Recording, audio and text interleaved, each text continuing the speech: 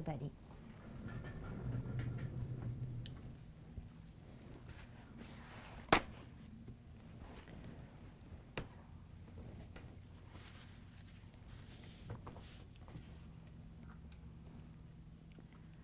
Okay, Trax. We gonna start this already? We barely even started, buddy. We can already start with this? Hmm?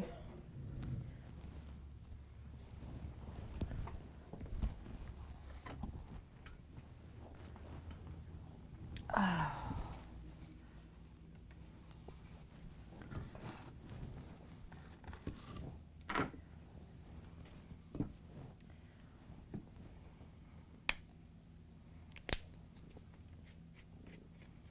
How's everybody doing? Hello, hello. Hope everybody's good today.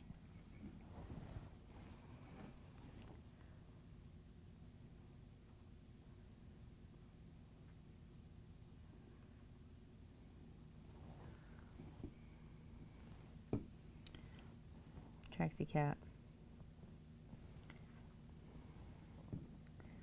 Traxy cat, let me do what I need to do, please.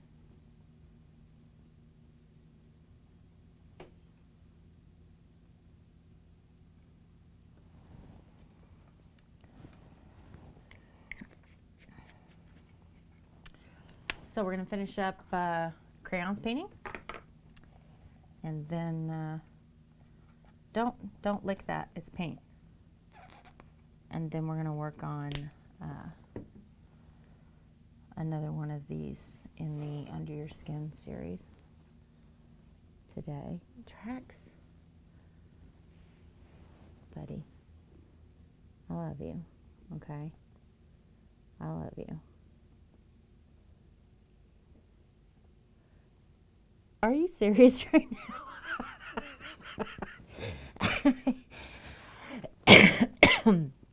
Just reach out and touch the end of that brush.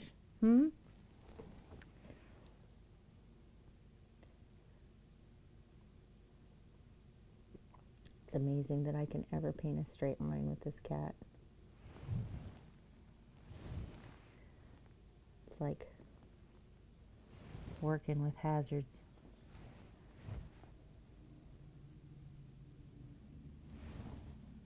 Yeah, you're a hazard.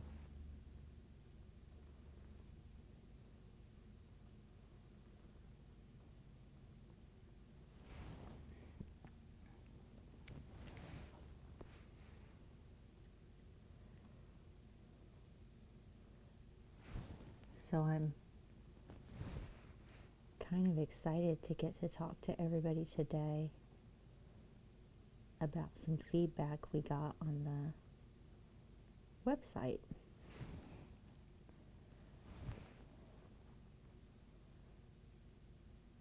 I know constructive criticism is not always a hot topic. People don't always like it, but anything that helps me get objective, right, get out of my own head and improve in some way is helpful to me. So I'm pretty happy about it.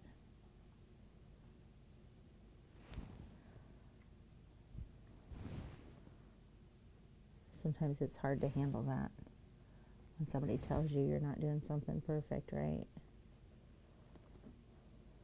Thank you. But I was happy to hear about it. Hey, Blaze, 7 months. What's up? How are you?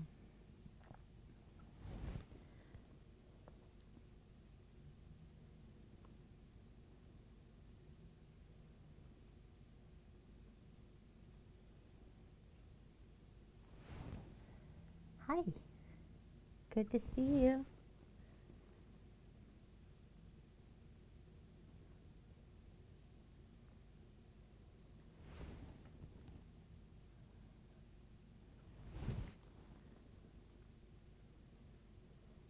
I'm trying to get this final coat on here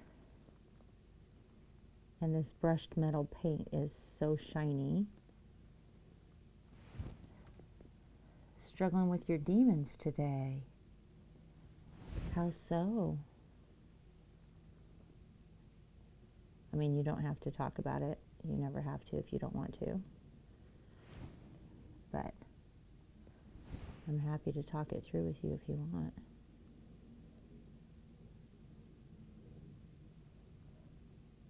I don't know if happy is the right word, but you know what I mean.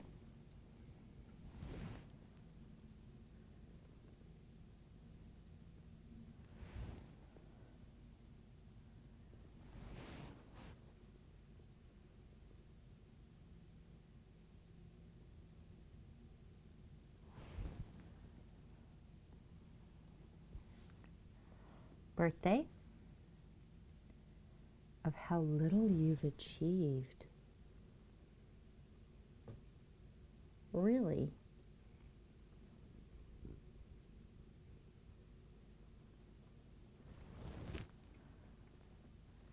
Why do you see it that way? I mean, that's a rough question to actually answer.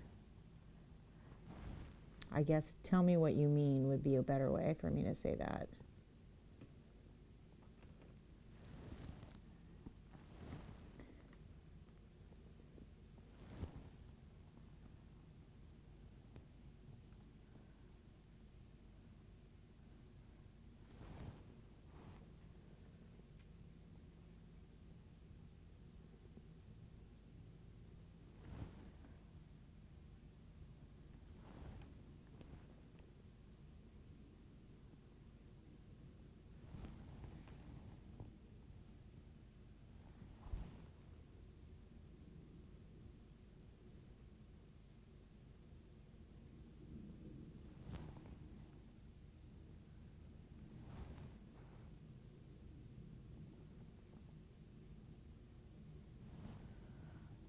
Hey, crayons.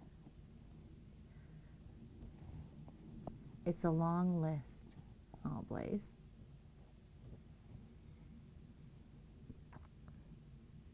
So did you have like it set in your head that by 20 I should do X, by 30 I should have achieved X, like that? Or is it just more general? I'm trying to get this I think last coat on this. This brushed metal paint crayons is so shiny that I can't hardly see when light hits it where I should and shouldn't paint.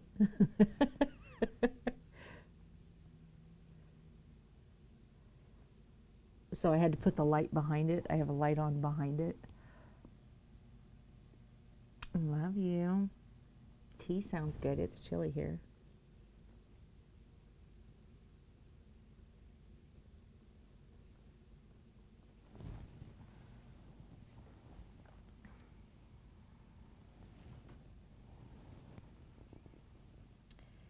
But I think it's coming along pretty good. See that shine?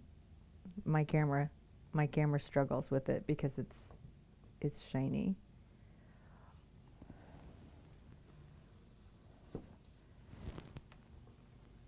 Oh, because of your time change, Kevin. Yeah, time changed for you guys and not us. That always confuses me for, a couple weeks. I'm like, what time is it? Taxi cat. Taxi cat.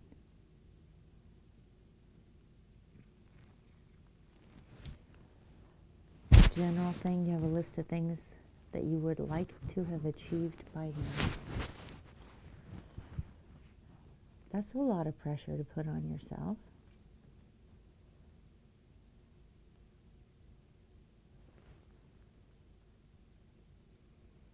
I mean, that's like,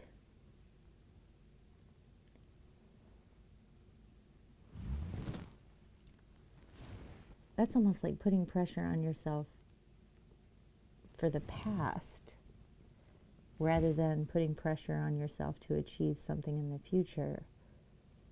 You're putting pressure on yourself to have already achieved it, but you can't go back in time. Like that's a serious mind fuck, Blaze. There's no way to win there.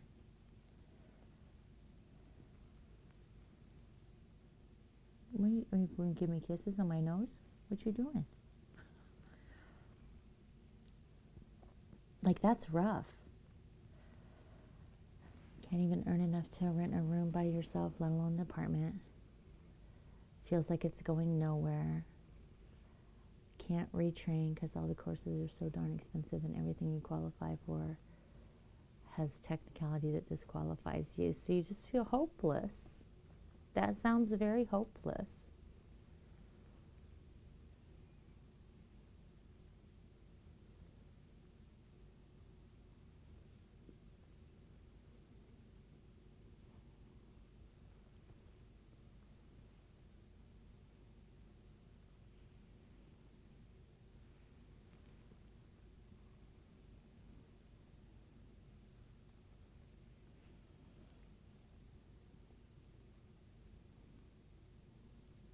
That's a really hard place to be in.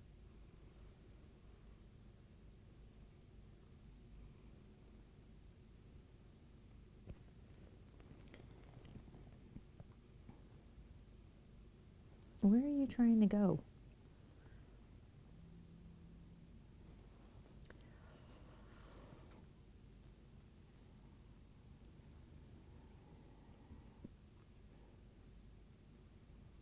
I'll just pet Tracks for you. Tracks need treats. Do you need treats? You need treats? Say yes, please. Say yes, please.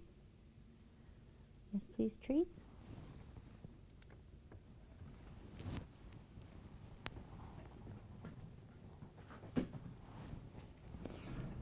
Yes, treats.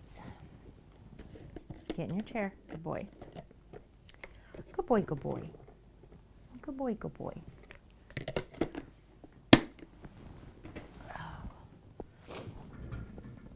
Your birthday plans consist of you sitting on your own most of the day and maybe having a slice of cake.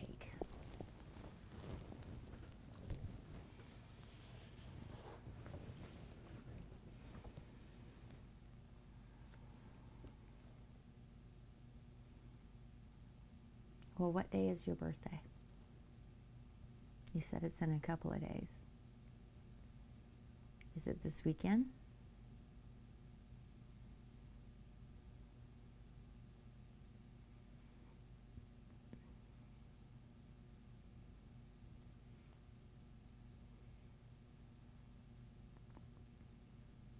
Thank you, Kevin.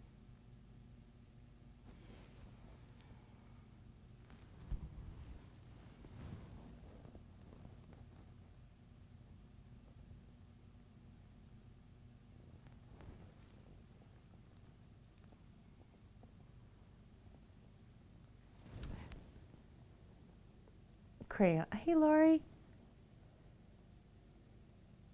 November 5th.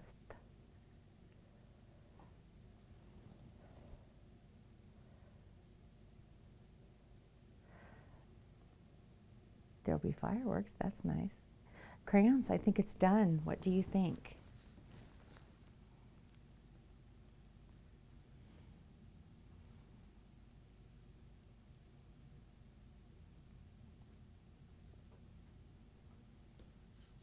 Draxy Paw. Yeah, his little floofers.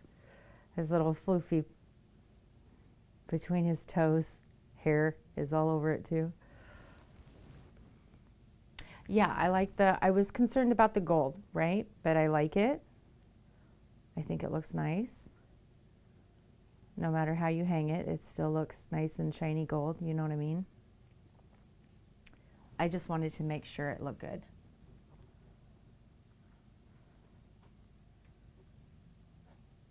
But I think I'm pretty happy with it.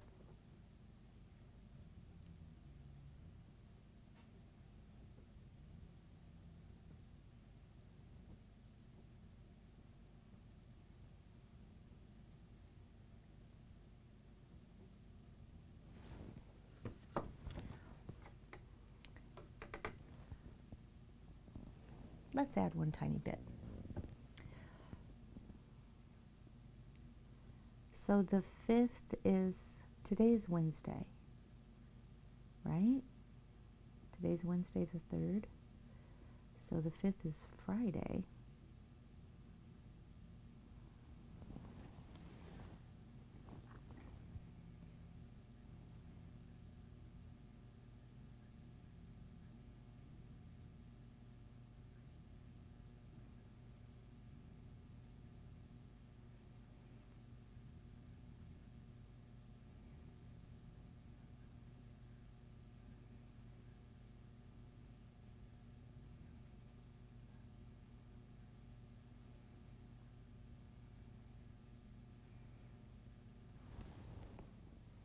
There we go. Now it's perfect. It has a tiny gold heart right there. Tracks Love and Mrs. signed in. It's a super shiny little heart. All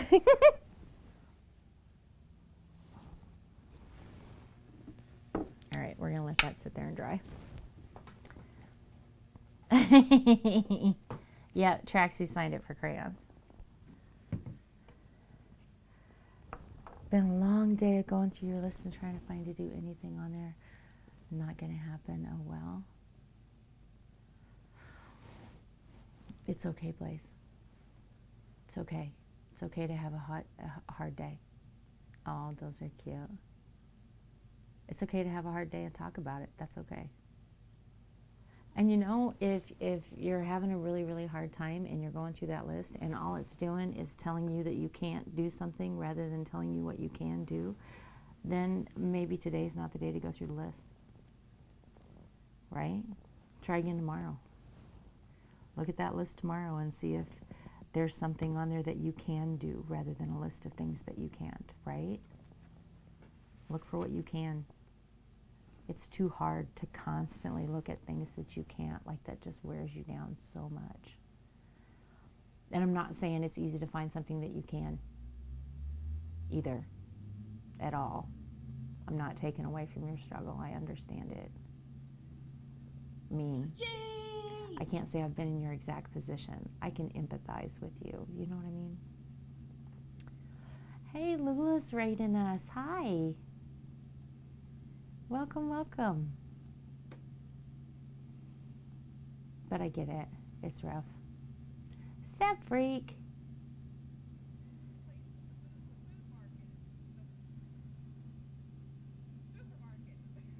Kansu. 7 months for Step Freak. Oh my goodness, it was 7 months for Blaze too.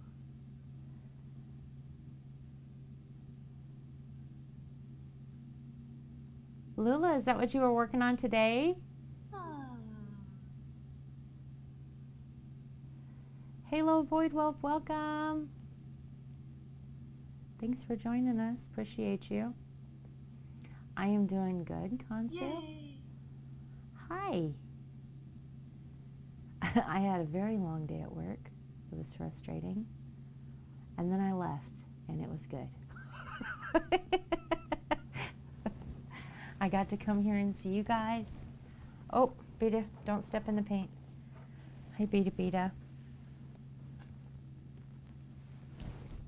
And that's good. How was your stream? What did you guys do? I got some feedback on my website that was super good.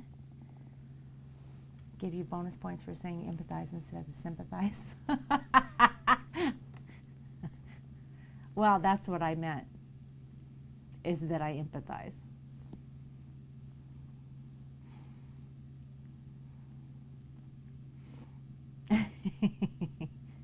It went pretty good. Good. Good. Work in progress that you have to finish. We just finished crayons. Little commission. Ooh, roast. Roast beef sounds so good. So, This is a little pour we did as a demonstration, and crayons fell in love with it, so we made it really crayons, right? And then Traxy Cat signed it. So Traxy Cat signed it with me.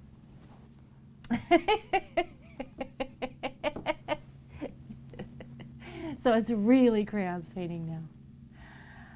And now we're going to work on another one of the Under the Skin series. This is Beta Cat here.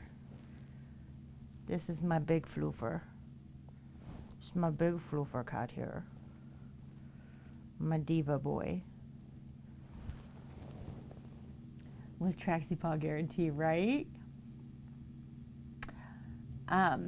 Yeah, so we're going to work on these here in a second. Let me show you.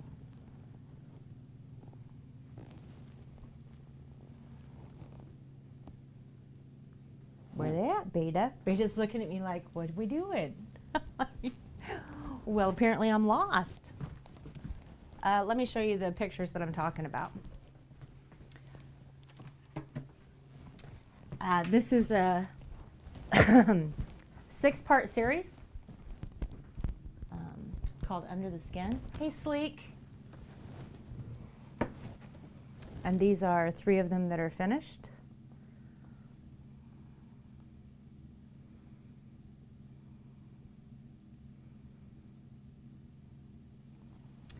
So there's this one. And this one.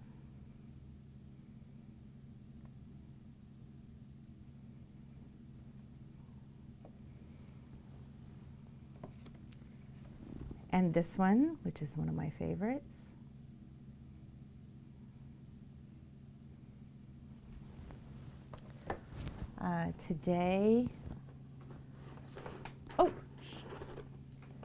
Today we'll be working on this one, which is just being started. This is what'll go on top of it. That's our reference. And it's just barely started.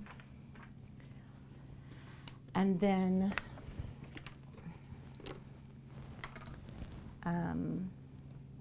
we have 2 more in the series. This one, which will have this on top of it. And this is the last one in the series. And that's its background. So, yeah. So I started this series, and I was super excited about doing it. We did the pours all in one day, same cups, because I wanted to make sure they were cohesive. Thank you so much. But I've been planning on doing this for a long time and just couldn't get to it on stream. And when we started the first one, Queen Caspi bought the entire series. She bought all 6.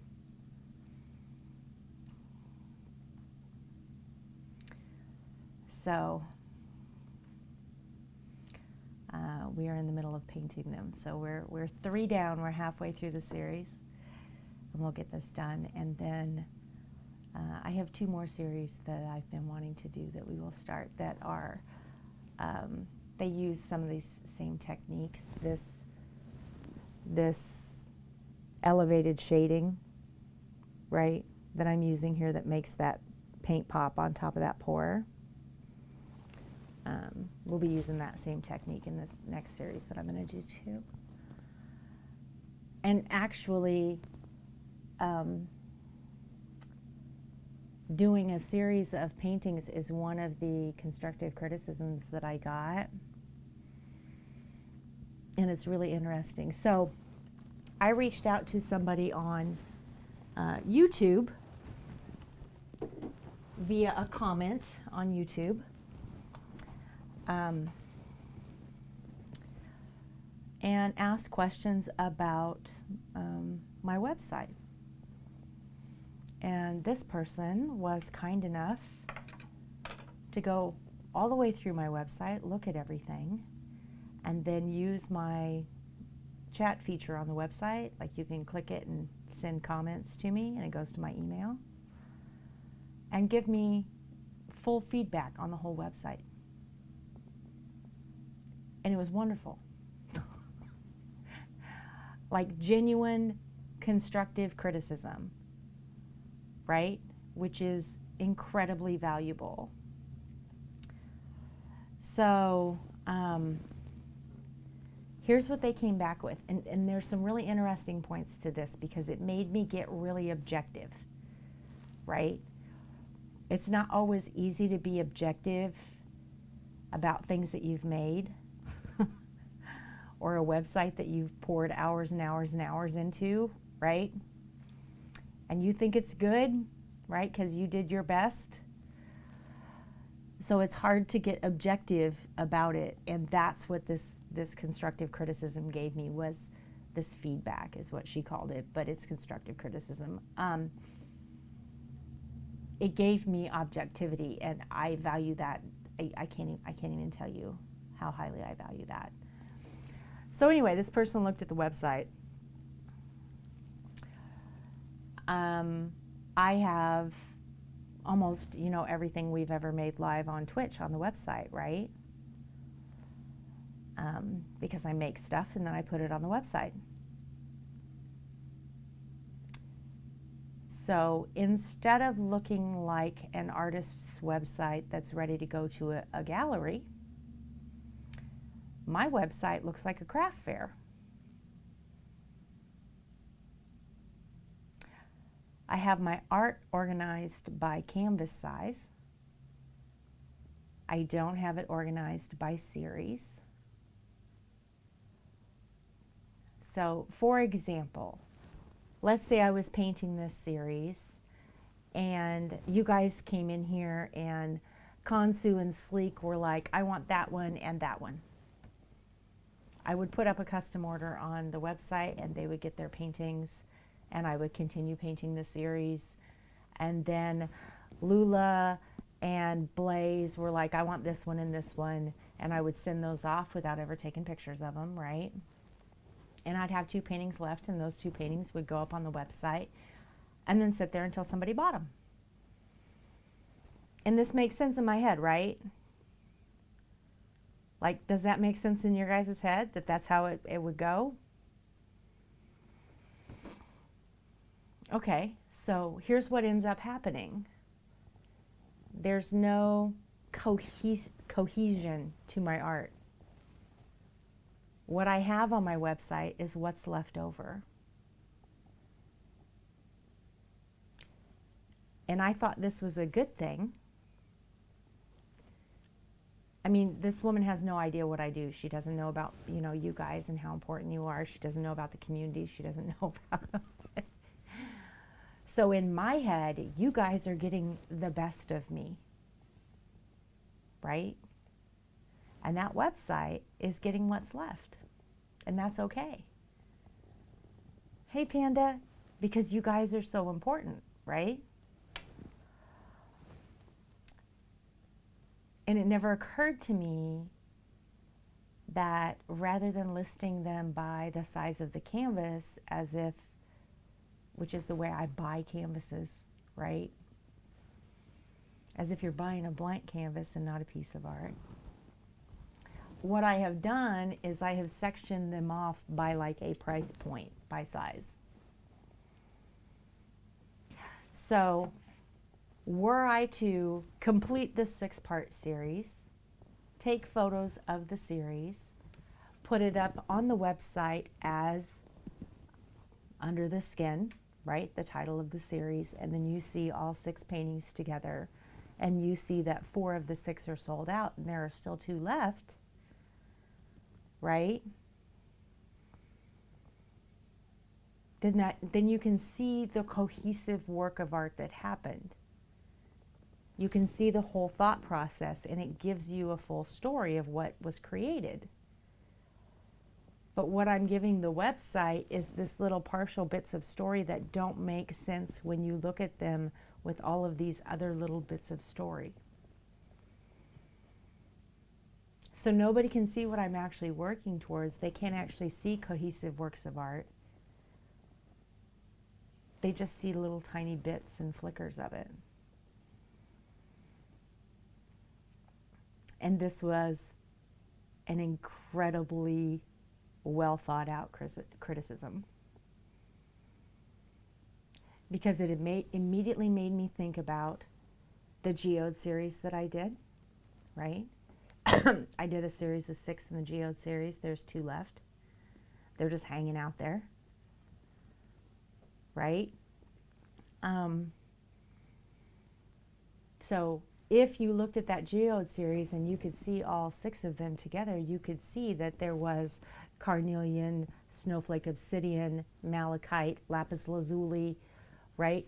You could see all the gemstones there. You could see the whole vision that was in my head when I started it and when I finished it. And then you could see that malachite and lapis lazuli are still available for sale. So you know when you're purchasing that you're purchasing one piece of this bigger vision, and you can explain that to people when they comment on your art in your home, because you have a fuller understanding of the art itself, even though you've bought one piece out of a series. And I was like, oh, this makes so much more sense. So that was one piece, okay? One piece of the advice. So I went back through and I looked at my website completely objectively. I didn't look at it like it was my website. I looked at it like, does this tell a story? And right now, it's just random pieces of art. Like, there's no story there. And I thought I was doing so good because we have the map project, we have, you know, selfies with Mrs., we have, and what I'm telling the story of is us. And the part of the story that I've left out is why I've chosen to paint series like this, what my thought process was, why this art was actually created and what it says. That story's not there. And I didn't know it. It's really easy for me to focus on us, right? It's difficult for me to focus on me. Like for me to make it individual.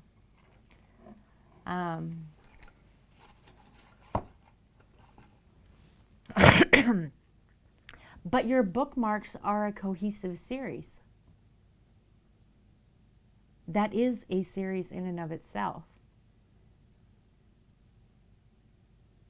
Because you can put them under, right, wooden bookmark series, and you have them all there, and you can see this progression of the planets and the moons, and, right, you can see all of that.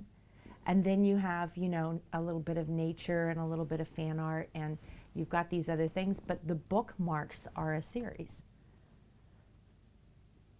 That's a cohesive work.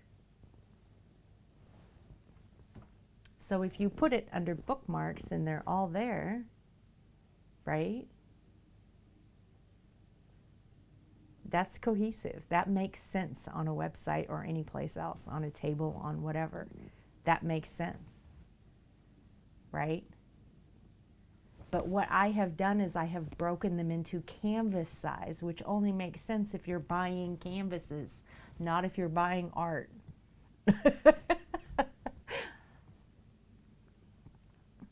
So I'm not telling any story, I'm just selling canvases, right? I just happen to have already painted them.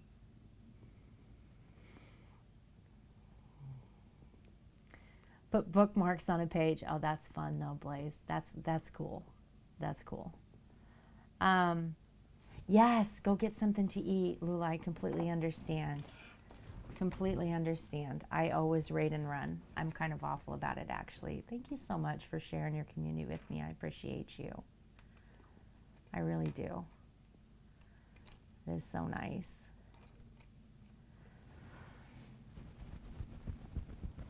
And I hope you find something good to eat. But yeah, it really made me think, right?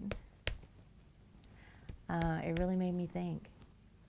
And it made me think about, you know, having random pyrography up there and my jewelry up there and stuff that just doesn't make sense, right? I just have stuff up there that doesn't make sense. So if you're a gallery owner and you go through that, and I look like a craft fair instead of an artist, right? Why would you ever even consider putting me in a gallery? I'm completely inconsistent. Nothing is cohesive. There is no full story for you to share with any clientele. There's no, it doesn't work. So at some point, probably first of the year, because I don't think I can get it done before Christmas, I will be completely reworking that website. And I'm kind of excited about it.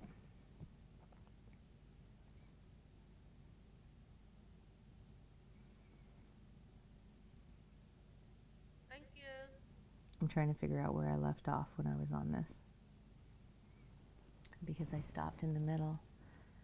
Crazy 11 months. Wow. Thank you. Thank you so much. Thanks for sticking with me for that long, man. Right? Wow. I'm doing good. I'm glad not to be at work, if I'm honest. I'm glad to be here with you guys instead of at work.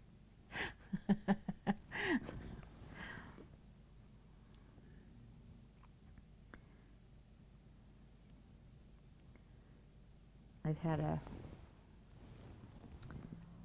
a rough couple of weeks at the office.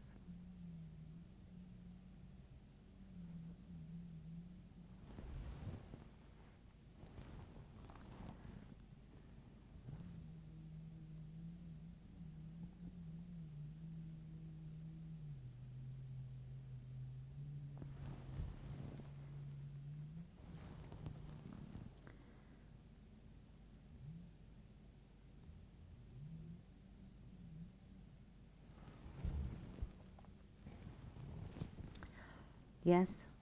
Yes? Still yes? Your cam froze?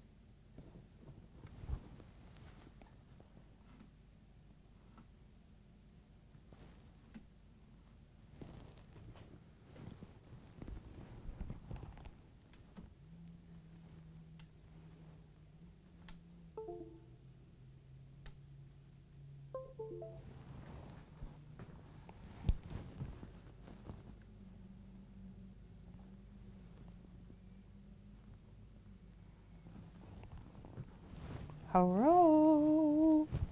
Thank you. They probably didn't notice. My goodness. Thank you.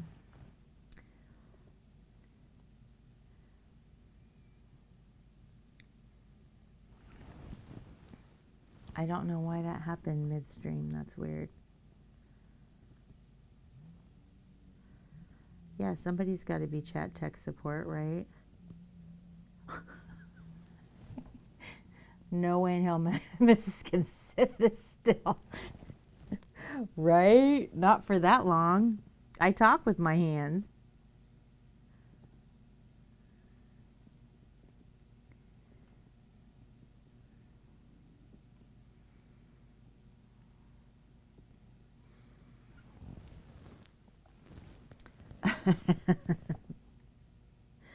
That's too funny.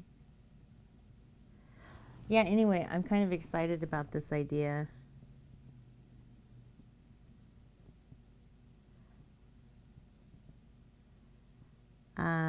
I don't know how to do a submission to a gallery. I don't know how to build an artist's portfolio.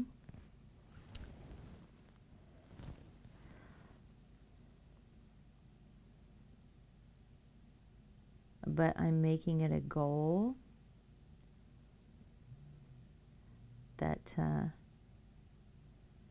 next year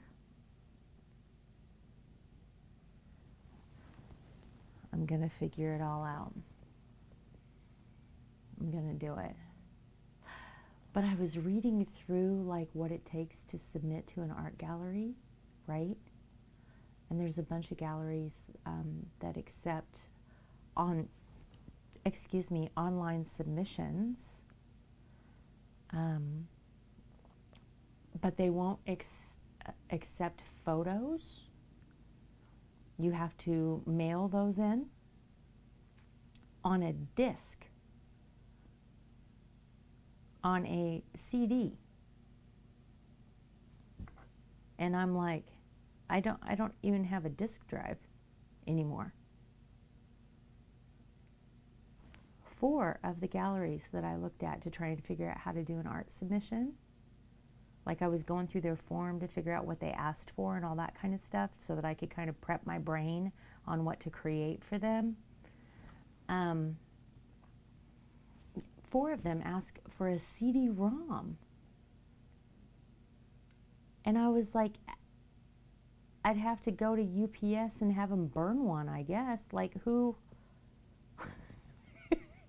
I can send you a flash drive. But I guess. I mean, I literally don't have a way to do it. I don't have a disk drive.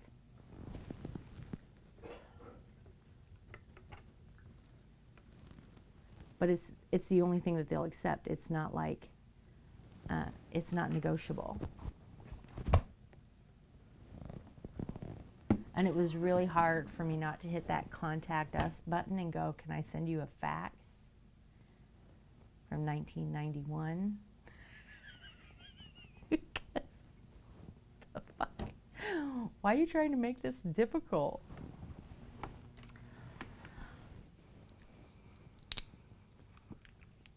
And here's the thing, okay, you know, galleries like take a 50% commission, right?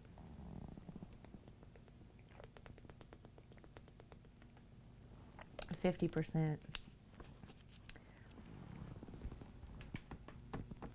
Yeah, it's called a thumb drive, flash drive, right? Exactly, crazy. I was like, oh, I can send you one of those. But why would I need to do that? You have a digital submission on your website. So I can literally just upload the photos, upload a file here. I can do all that. Yeah, they cost nothing at this point.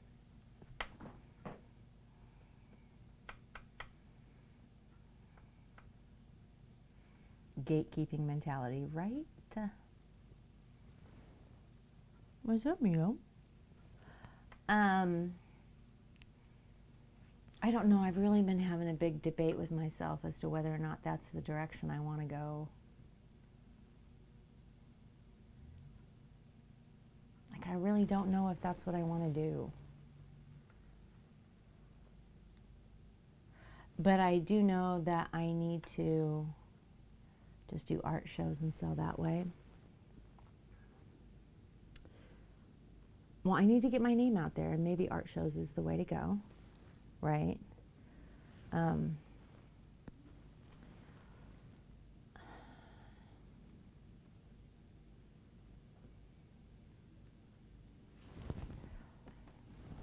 mean, maybe that's a better way to go. I don't know. Like I said, I'm having a big debate in my head about this.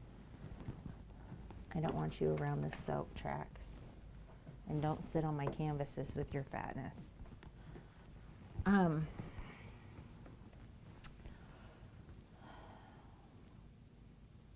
Yeah, exactly, because the gallery is going to take 50%.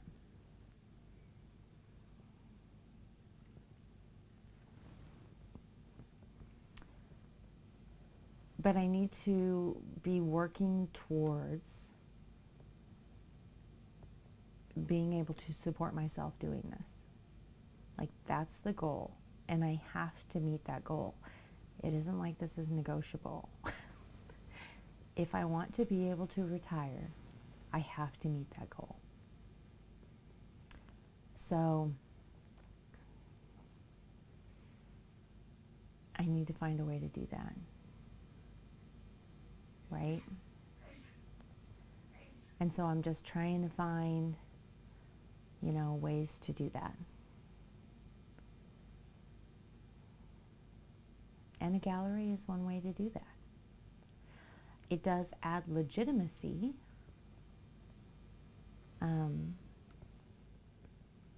I don't think it's a necessary step. I don't think everybody has to do it.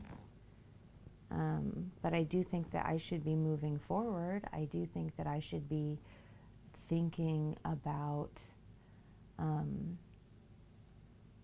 you know, just like with the website, right? Cohesive pieces and that kind of stuff.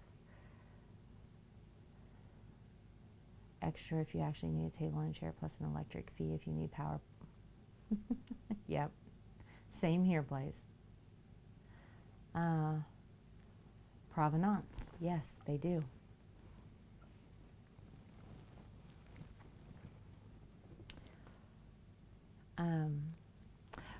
Well, we have an upscale art fair here called Orange, and local gallery owners shop around it, right, for artists, for the galleries. Are you tagging me? What are you doing? Oh, you're playing with my string.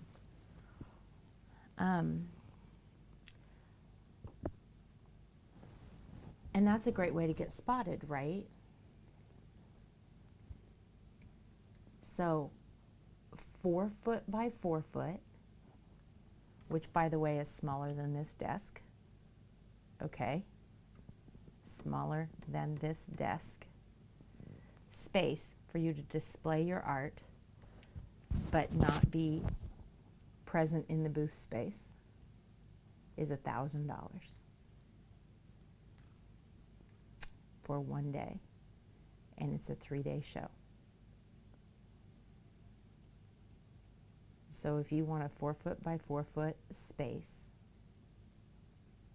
at Orange for 3 days, it's $3,000.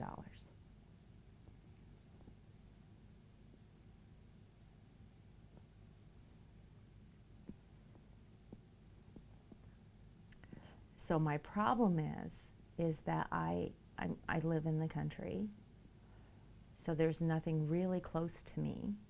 The only thing that is close to me is Indianapolis, closest, whatever. Indianapolis is the hub of the state, right? It's a big city in the Midwest, and because of that, you pay a premium to go there. So I don't have the opportunity to go to an art show in a smaller town and then move up. Do you see what I'm saying? Like, I can drive 2 hours or 3 hours one way and go to one. Yeah, 100%. That's why I was thinking about doing TwitchCon. Yeah, because there's no other option. I don't have anything else close.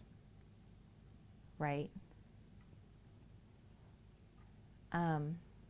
It's just because of where I'm located.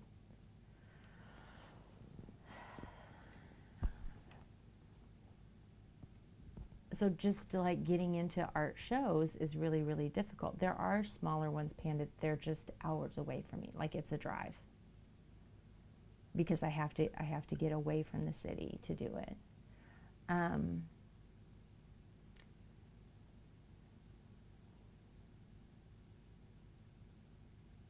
I tried to find virtual galleries and stuff and different. I don't know. I don't know where to go. I need to do some research. I don't know where all to go.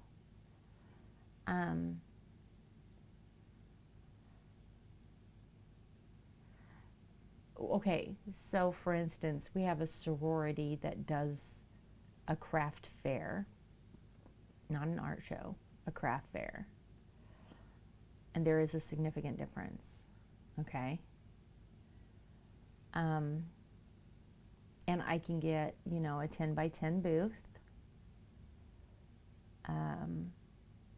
for $150, which is reasonable, and I can afford to do that for a 2-day show. But it's 100% a craft fair. So, what's up, country? 6 months. And thank you for hosting. Yay!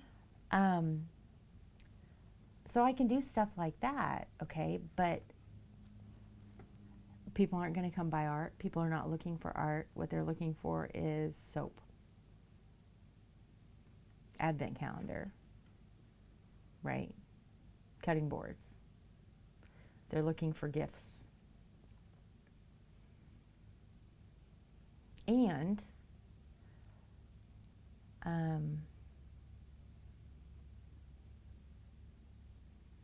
I have to donate items that I have made. I have to donate them to the sorority for them to do a giveaway and raise money for the sorority. Did I fix my cat thing? What cat thing? The hex bug?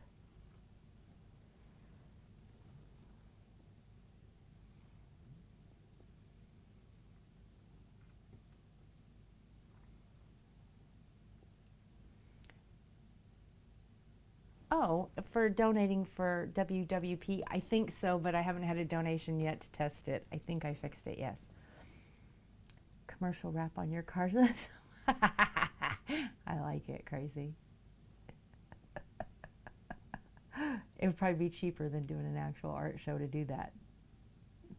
Hey, Emma. Why not what? Why not advertise on my car? Could. Yeah, it is. It's about getting it out there, right? I do have a sorority that's calling me about doing an auction and donating to them for that. So, and I probably will because they're local and they help kids. So, you know, I don't mind that. Why are you headbutting me so hard? You're knocking me back, buddy. Why are you so aggressive? Why are you so aggressive? You want to play? You want to play? You hear him when he purrs and he chews on stuff. It's so cute. Don't step on the canvas.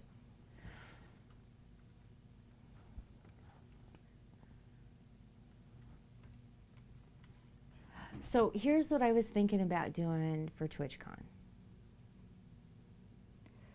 I was thinking about drop shipping supplies, right? Because I can't fly with all of them. But I was thinking about actually doing live paints. Have you seen the rest of the series, Crazy? I'm pretty pleased with them. So,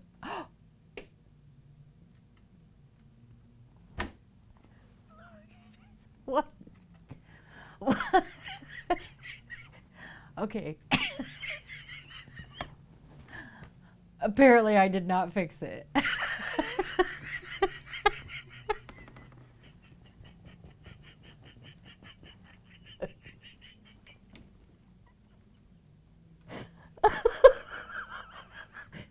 It just got stuck there.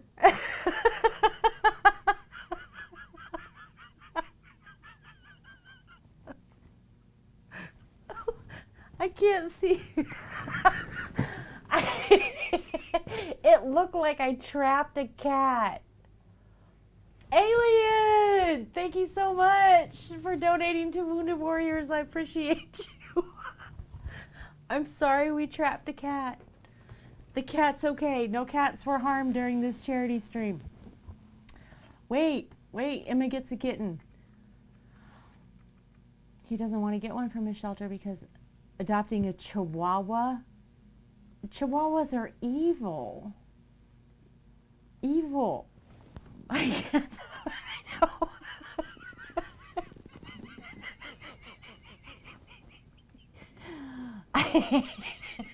Hi, Anzie. Bleaching your hair. Okay. Okay, so Crazy. I can't. So the first time it made that sound alert, and the cat just like popped up and disappeared because it was set for like 3 seconds. And it took me a minute to figure out what was wrong with it. And I was like, oh, I just need to change how long it stays on the screen.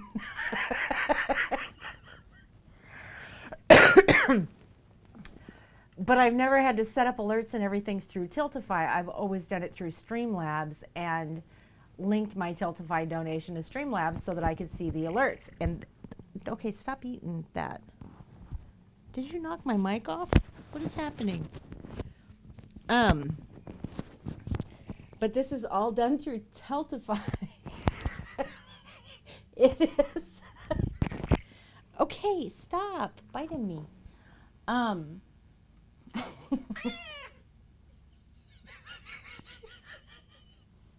Who is that? It's Alien. Look at him.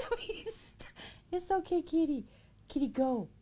Kitty, go. You could. There you go. You made it.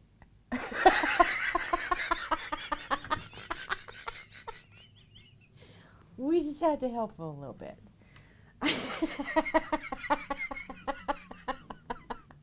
Thank you, Alien. Okay, so underneath that cat that's flailing, it says who donated and how much they donated, but it's completely cut off and you can't see it. So I do need to work on it.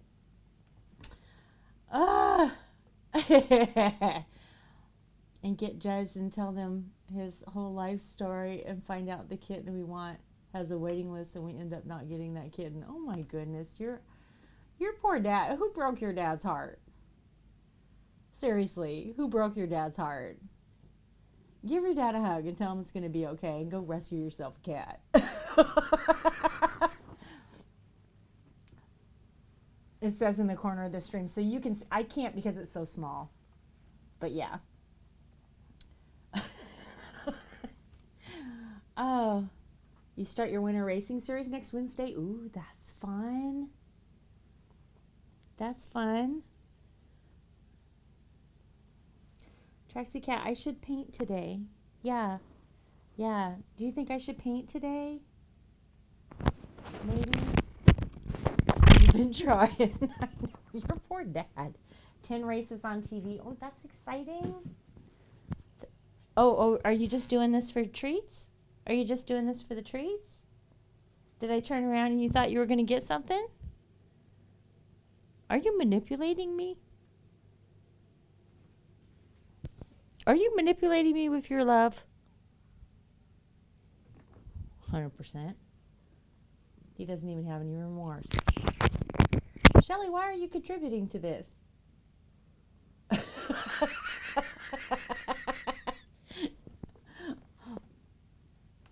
Yeah, come on.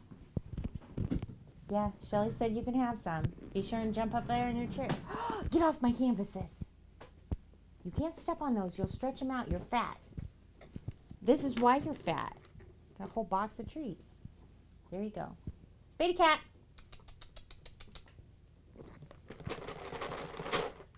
Baby cat. He was up here just a minute ago.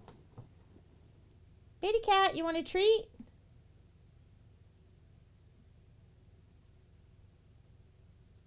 Well, you can't eat your brother's treats, Chong. If he's not coming, there are no more treats. No, you can't have more just because he didn't come up here. Get off me. Hey, fish. Oh.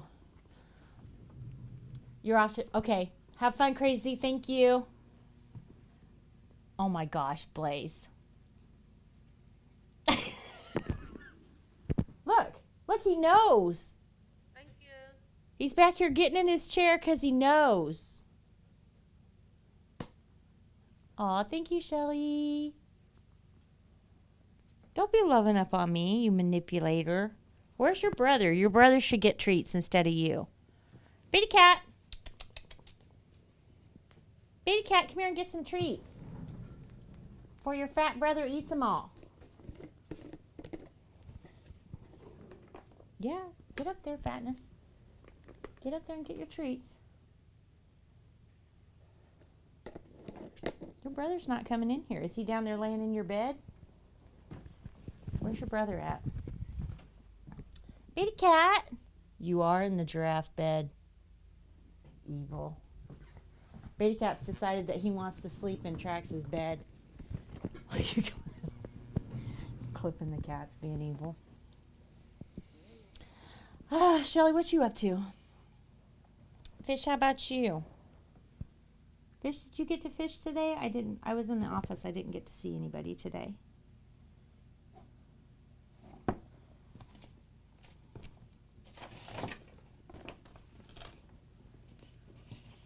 Cat treat time? No. No, he's had 3 already.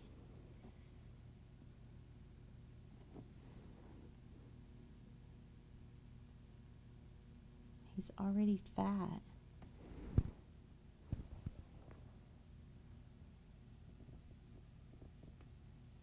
And sassy.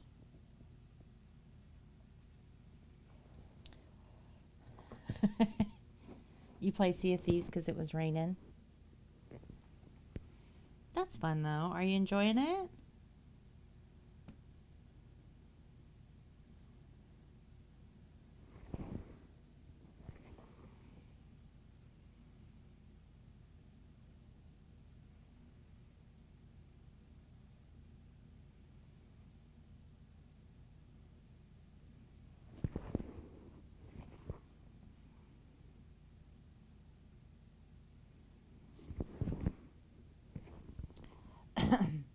Just buzzing you on a sleep? Oh, that's fun. You got back from the doc. 10 days of antibiotics. You're not diabetic. And then you visit the dentist tomorrow. Shelly, you've had so much go on.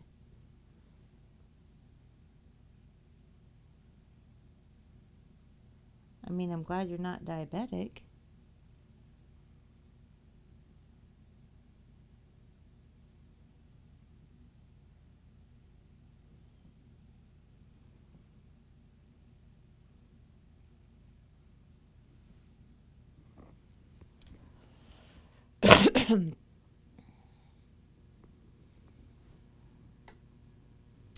You know, Fish, I had watched, you know, back in the day, you play Sea of Thieves, and Bucky and Iron Wolver and Thany and all of those guys play Sea of Thieves, and Vela and her crew, right? And Squid. And then Asper just started playing Sea of Thieves, Asper Monte. I'd never seen anybody try and do it alone. And Khaleesi and Skellington Bones and all of those guys, right? Oh, Asper did? I just put my hand in that paint.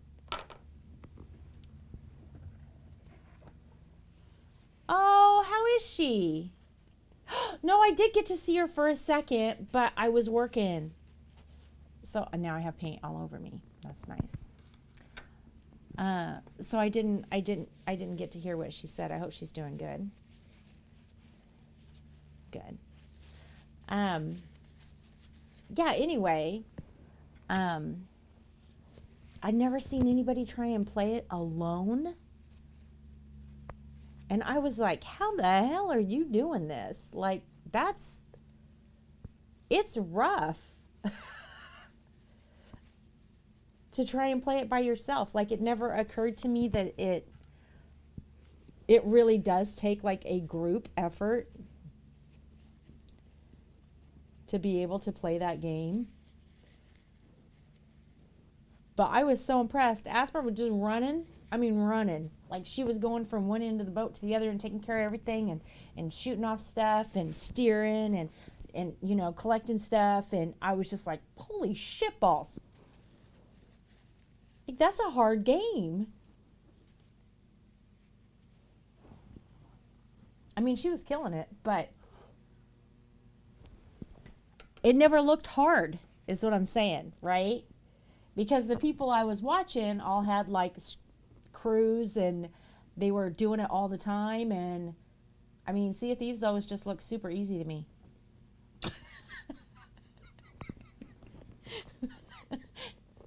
And I was like, oh, maybe it's because, you know, these people all know what they're doing. It's not actually an easy game.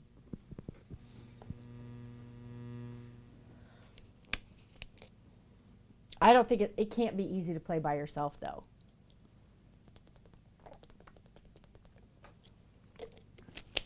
It can't be easy to play by yourself. So Alien just dropping money on Wounded Warrior Project and hasn't even said hi, by the way. I just want to point that out. So thanks for lurking and dropping money, Alien. You're a good man.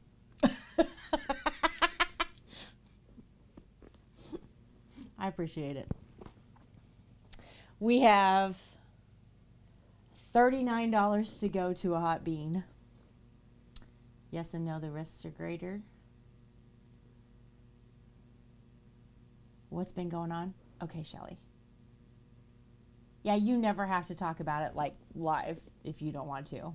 We can talk. That's fine. You know what I mean? It's wherever your comfort level's at. Oh.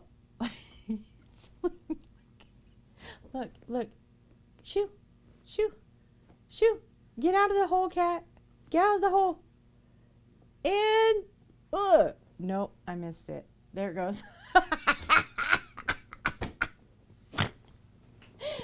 I want to get better. Was that Alien again? Alien? I know you're out there.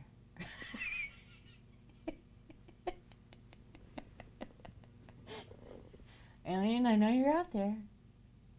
I don't know if you can hear me, but I know you're out there. I don't even want to think about it, Fish. There's no way in hell I'd do it. And I'm so mad at myself. I am so mad at myself. Hey, Pew! Because I have these.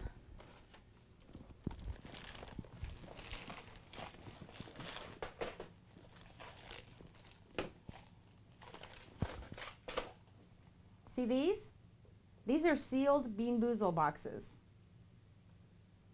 Those were supposed to be sent to Fish when I sent him his box.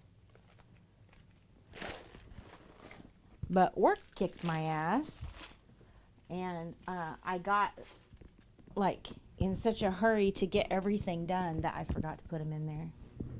Hey, Kevin. Trying to get the kitty out of the hole. You just bought some? I'd have sent them to you for free, Shelly. I want you to know we could experience a zombie apocalypse tomorrow. I could run out of food by Sunday, and I would starve to death before I ate those, all right? That's where they are in my life. That's where they are. I would load them up in a BB gun and shoot them at zombies before I actually ingested another one. Your fiance is. Yeah, at, what are we at? 34 more dollars? 34 more. Stop eating my microphone. 30. Hey, new. Stop it.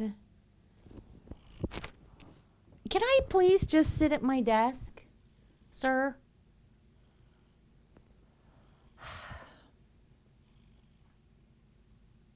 I don't even know what I was saying now. Look at you. Be ashamed. Okay. What was I saying? Oh, yeah, the hot beans. My husband is eating these. I'm not. Okay, cat treats for the fat cat. Stop it. Why are you like this?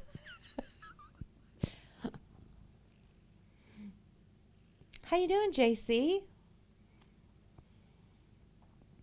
Right? Am I the first stream you've ever seen on Twitch? All right, come on. Yeah, come on. Let's reward your bad behavior, chonk. Beta Cat, you're missing out on all the treats today. Get up there and eat your treats. What are you doing?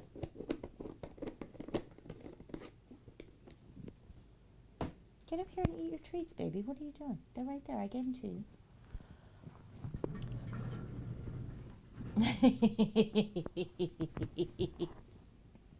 It's good to see you, JC. How you been? Oh, thank you, Fish, for the kitty treats. Spicy beans and spicy peanuts. Fish is, what are you, Fish? A couple hundred away from doing the Death Nut Challenge? Because Fish is part of Herc and Friends that's doing the Wounded Warrior Project charity with me.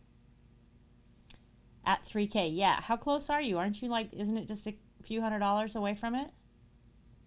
Oh, at 3K, not 2,500. But you should be there, right? Oh, 700 more.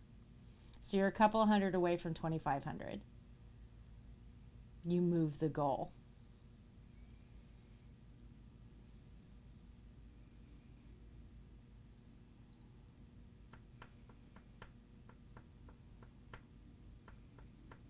I see.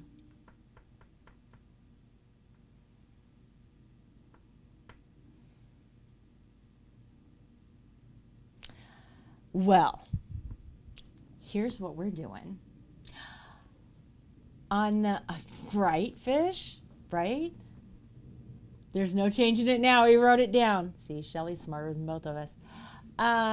Okay, so every $100 I change a costume on November the 12th, and I want you guys to see all of them because I'm super stoked about it. At the, I may be getting this wrong, at the $500 part, we rewind and my husband starts putting costumes on with me, which is going to be fucking fabulous. It's so good.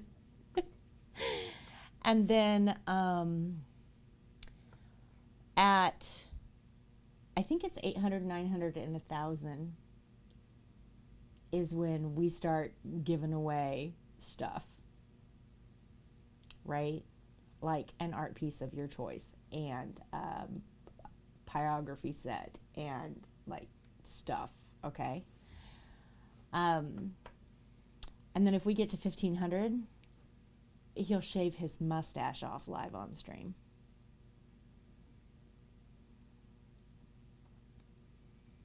And I don't even know what he looks like without it, so I'm a little weirded out by this.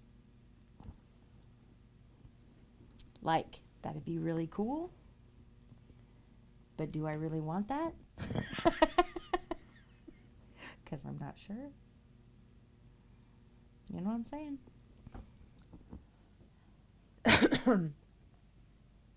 Oh, yeah.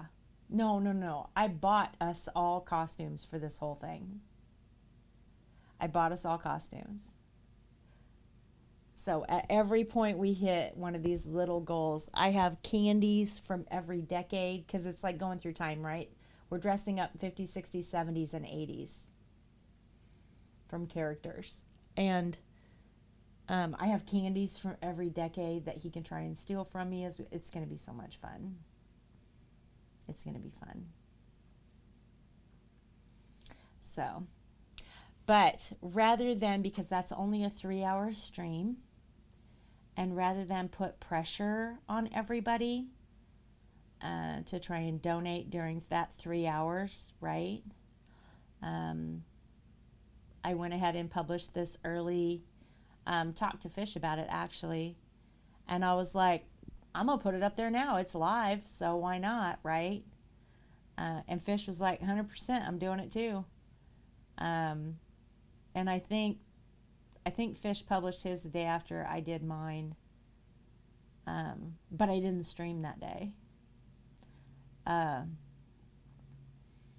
But yeah, I mean, you know, give more people an opportunity, because if 100 people see it and give $10, right? And if everybody can afford to do that, then we're cool. But I don't want to pressure people who can't afford to do it. You know, and I have a lot of veterans who come in here who feel very strongly about serving veterans, and I would never want one of them to give too much because they felt like they should in the moment and then regret it later. I just don't want anybody to have to sacrifice for somebody else to succeed. You know what I mean? Giving up a little bit because you can afford it is one thing. But since it's only a 3-hour stream, my concern was that I would be pressuring a small amount of people to do a whole bunch. And I just don't ever want to put you guys in that position. So I'd rather give people more time and give, you know, new people an opportunity to help out, or you know, as people pop in the weeks leading up to it, whatever they have a chance if they want to.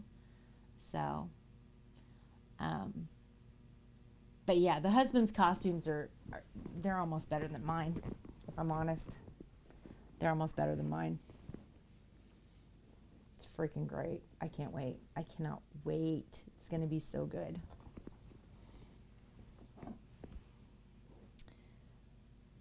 It's going to be so good.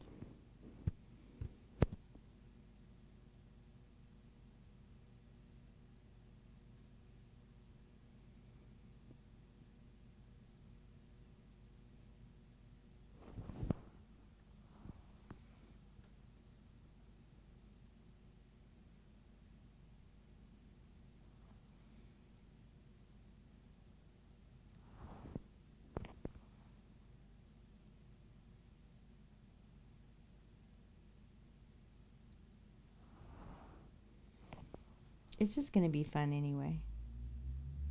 It makes me happy to be able to do stuff like this.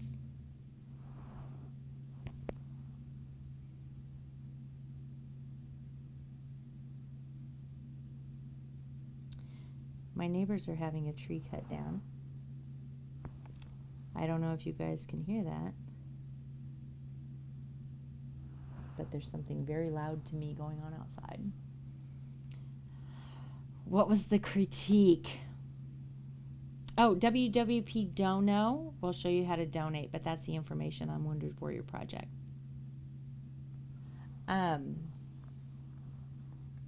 It's on November the 12th. And yes, thank you, Shelly. Shelly's going to get herself modded if she keeps this up. Gorilla, so... Fish. I reached out to a YouTuber talking about my website, and she gave me some really good feedback, actually, about how I should be posting my art, how I should be presenting it.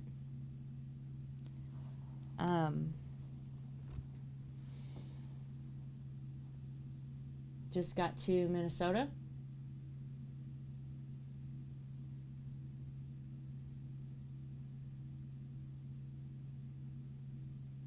Look at it, Shelly. Thank you so much. I appreciate you.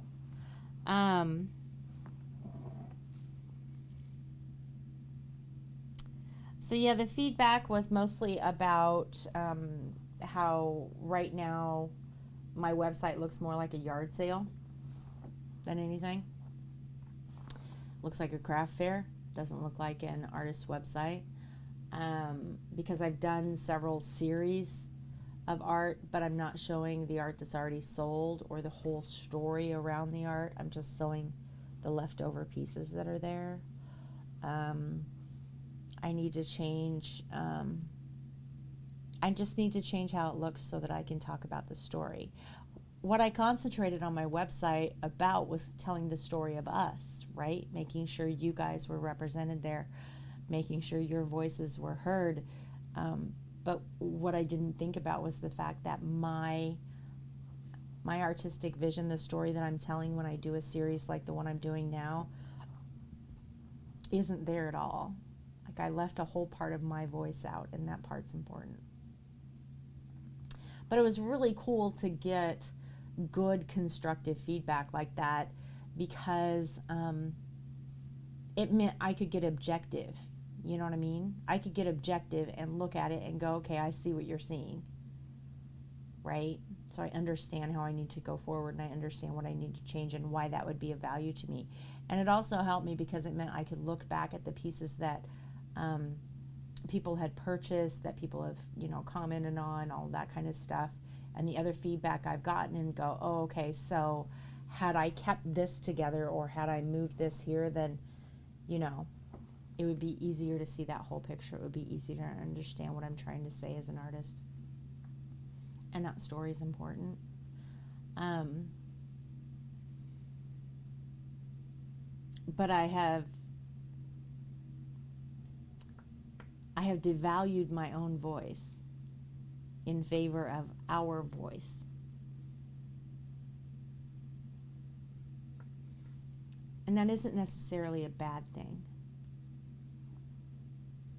But as I go through this, I can't forget that I'm the one actually painting this. And I'm the one telling the story. And it's okay for me to give myself credit for that. And I can't forget that that story is important.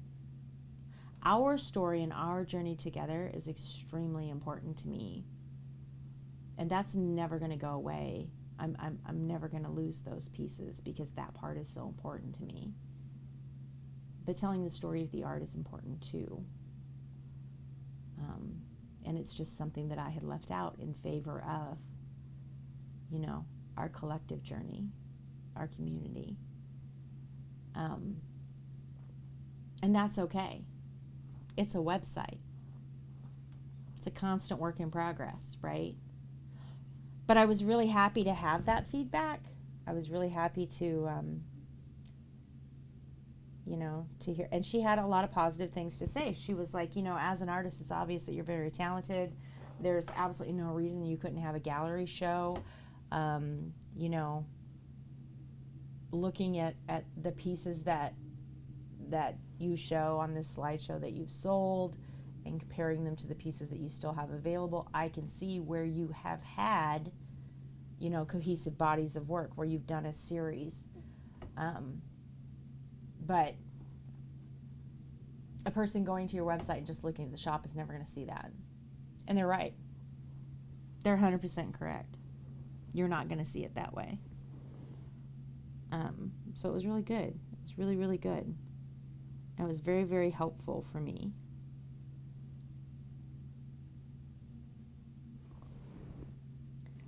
Because it helped me to like focus on, okay, so these pieces, right? Let me look at these pieces. Instead of just website, which is huge and kind of overwhelming sometimes.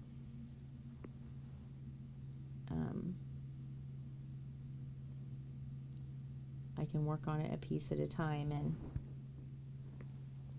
and that's helpful.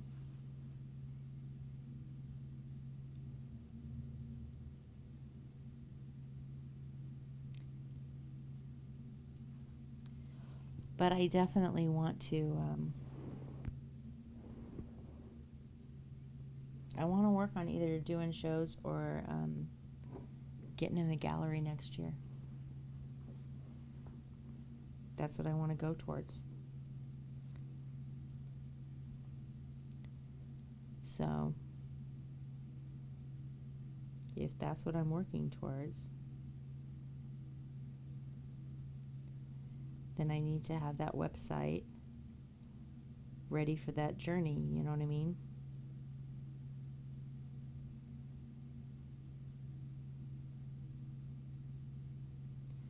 So if I do an art submission for a juried show or for a gallery or anything like that, an exhibition, when they go to the website, they can actually see the whole story. So what you doing in Minnesota?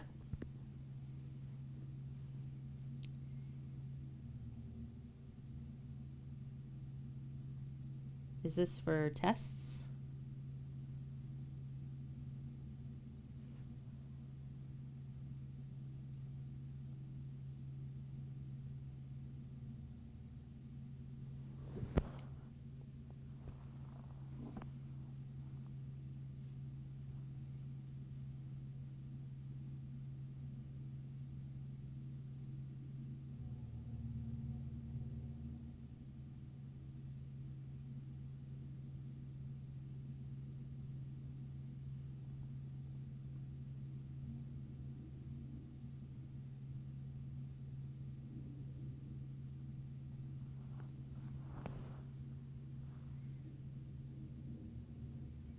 Please tell me these dudes cutting down my tree hasn't thrown me offline.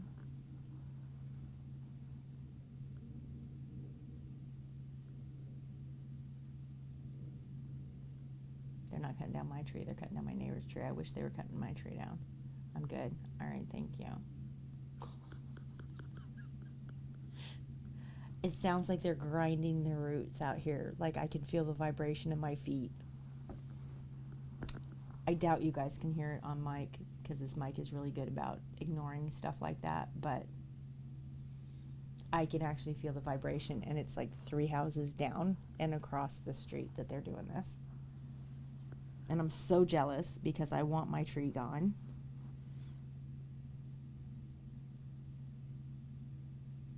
But, you know, whatever. Can't have everything.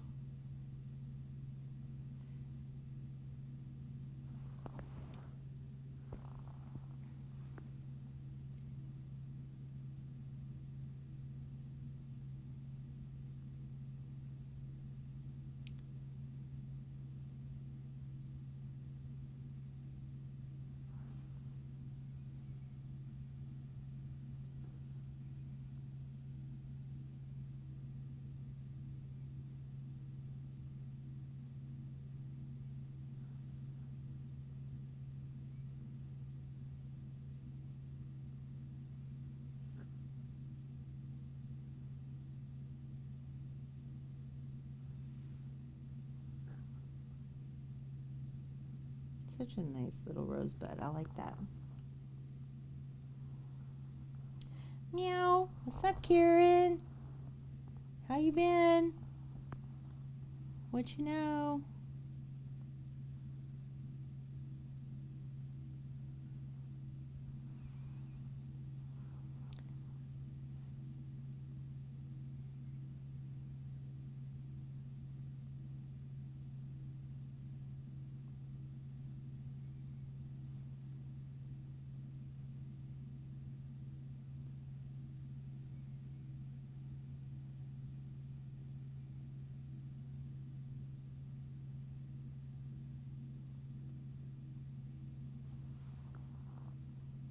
I'm doing good. I'm glad. In and out of Apex games. How are people to chat? Doing all right. Doing all right. They seem to be. A few people are having a hard headspace day. A few people are having hard health days. But other than that, everybody else seems to be doing okay.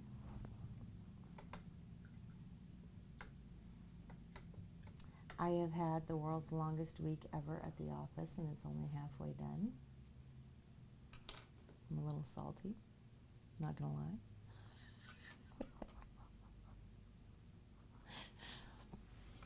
lie. Khaleesi, hi. Good to see you here. Are you packing?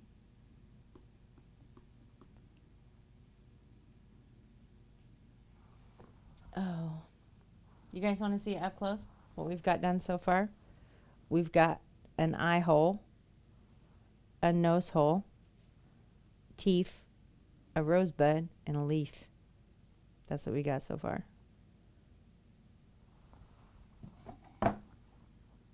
Doing all right. Making it through. I need something to drink. Oh. And I'm going to be honest, I might have to go stretch. I really, really, really need to buy new shoes.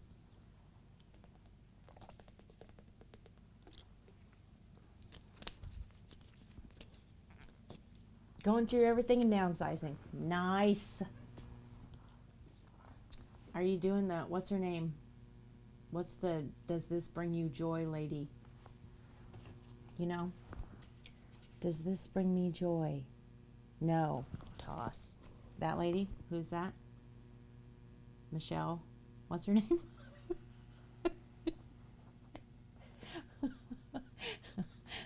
Where you decide if something brings you joy, and if it doesn't bring you joy, you either throw it away, donate it, or whatever, right? I've never actually watched her. I've only ever seen like ads.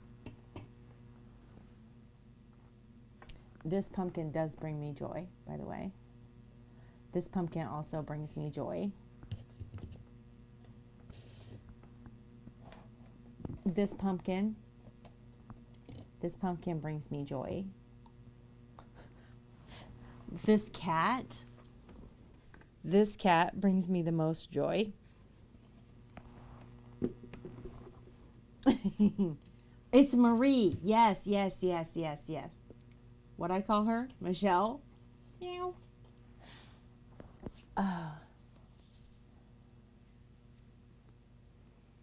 Okay. I mean, I get the concept, okay? I get the concept. Just as a little critique for Marie Kondo. Even things that are highly functional to me that I absolutely have to keep, I'm not joyful about. Like, joy is a big thing for me. That's a big word, right? If I feel joyful about something, like I feel joyful about my grandson, not, a random ass pumpkin, okay?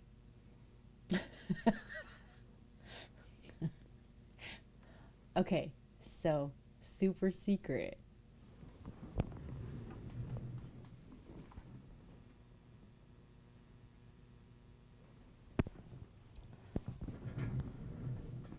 Is my husband in here?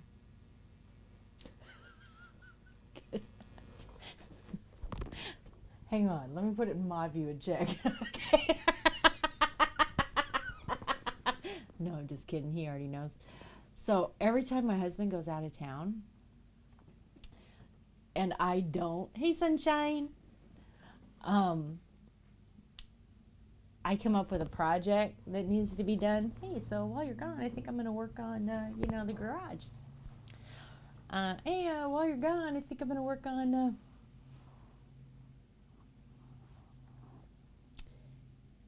and it would be really easy, rather than calling it a project, to call it a purge, okay?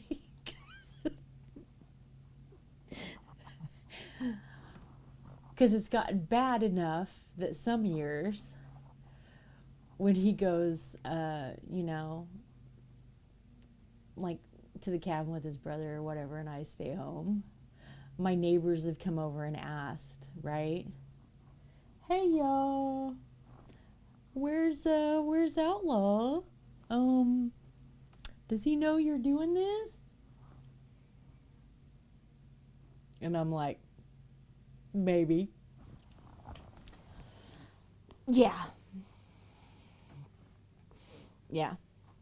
So one year, I decided to go through an old tool shed that we've since tore down and burn everything in it. So, right? It's been 30 years, Fish. There's no real surprises, okay? It's not that deep. So I piled all of this stuff up in the fire pit out back by the barn, and it was huge, and it was a really, really dry day. And then I just lit it up. So at the point, we have a 30 by 60 pole barn back there, okay? So it's, I don't know how tall it is, 18 feet tall at peak, maybe 20, right? It's pretty tall. At the point that the flames were higher than the barn, my neighbor to the right came over. Hey, y'all, Mrs. Where's your husband? He's in Iowa. Oh, you doing all right over here? Yeah, I'm doing good. We're having a girl fire today. It's a good fire, right? Look at this thing. Yeah. Does he know you're out here doing this? Well, I'm sure you're gonna go call him. What's he gonna do about it? He's in Iowa. Hey, Buzz. Yeah, so 3 neighbors had to come over with this same conversation. Now, mind you, my neighbors are all in their 70s and 80s, okay?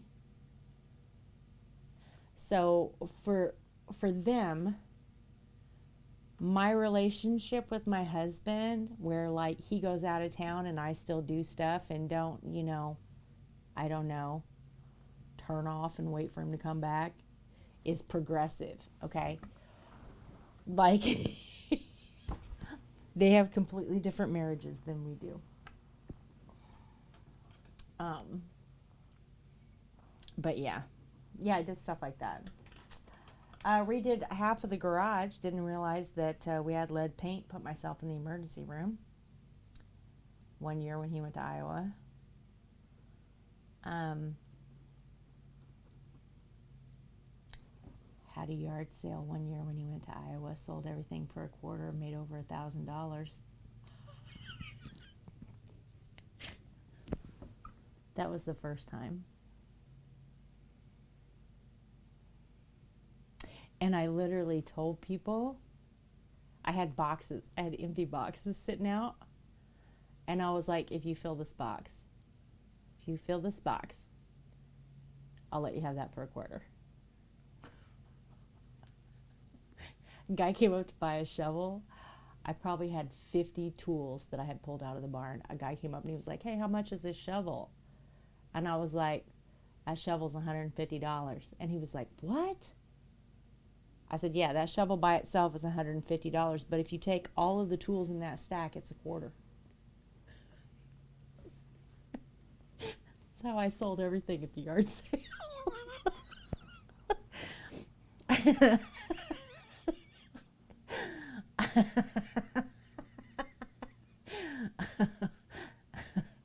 Yeah, I was done by like 11 o'clock in the morning. It was great. It's the best yard sale I ever had. I got rid of all kinds of shit. Oh no, they were all about it, let me tell you. I was filling trucks up. Like legit. I had people leave because I filled up their van and they had to go get a truck and come back. I was like, come on then. Leave your kids because I don't trust you to come back, all right? I'm going to need you to come back and fill up that truck. No, it was great. Yeah, I was only open for like, I don't know, 5 hours and it was over.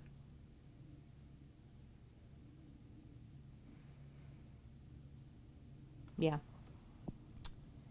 Yeah, but I can't do that when he's here. Because everything we own brings my husband joy. Oh no, we can't get rid of this.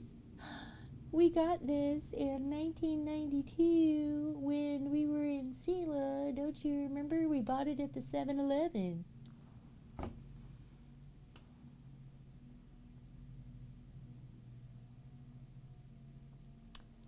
Kills me. I know, we can't get rid of this because this was my great aunt's, uncle's, cousin's.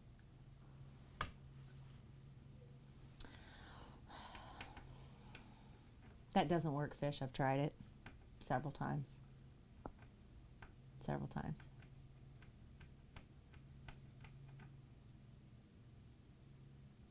Would you like a real-time example about what I'm talking about?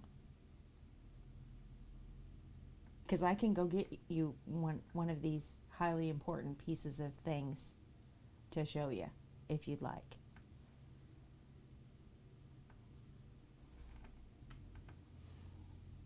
Oh my gosh, Lorelai, 100%. Somebody might want it. Do you want to see? Okay. He's going to come in here and bust me, and I'm going to blame y'all.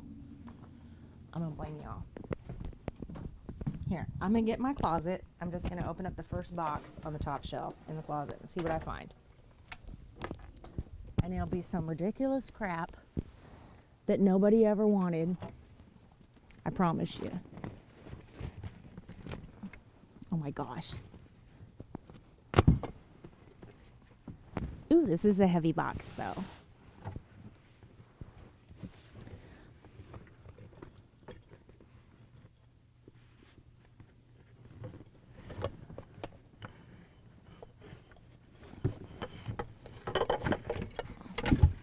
Oh, I'm 100% going to break something.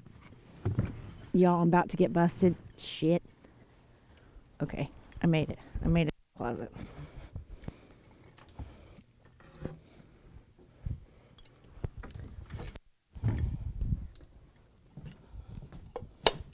Okay. This is in the top of the box in my closet. Note the level of dust on this. Okay?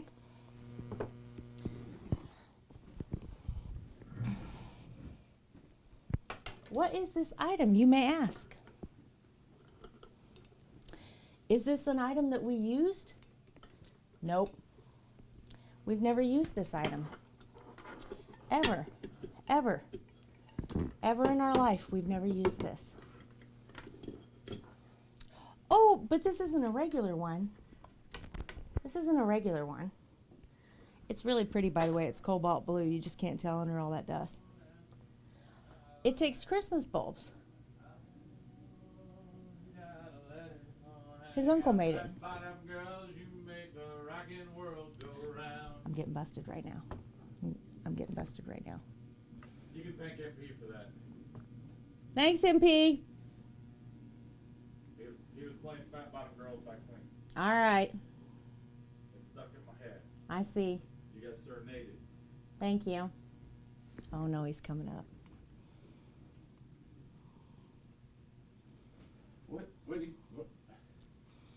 What's you done?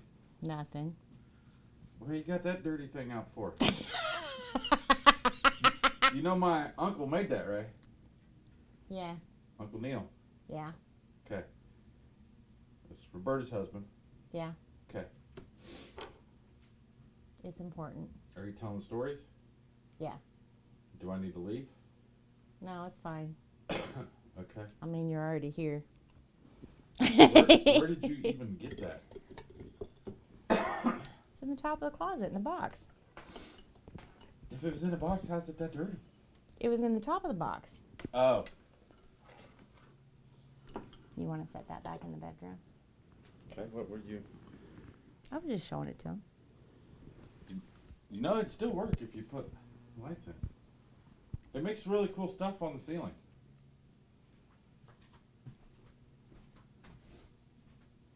Why are you not talking? I'm just looking at the cat. Why are you not talking? What do you want me to say? I agreed with you. I shook my head. I'm confused as to what.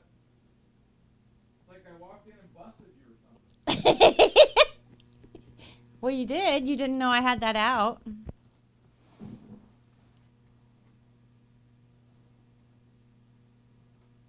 My uncle made it. It'd still work if you plugged it in.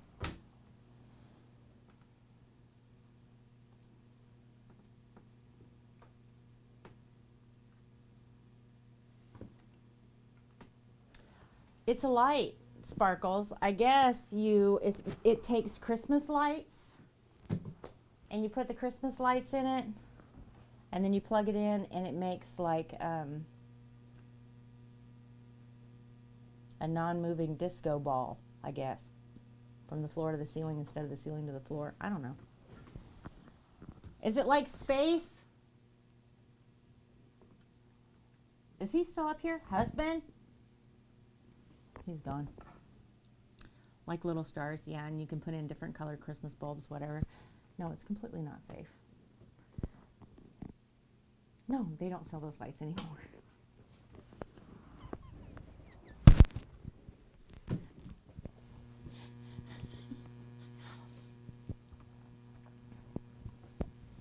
That thing was made in the 60s, before you was born.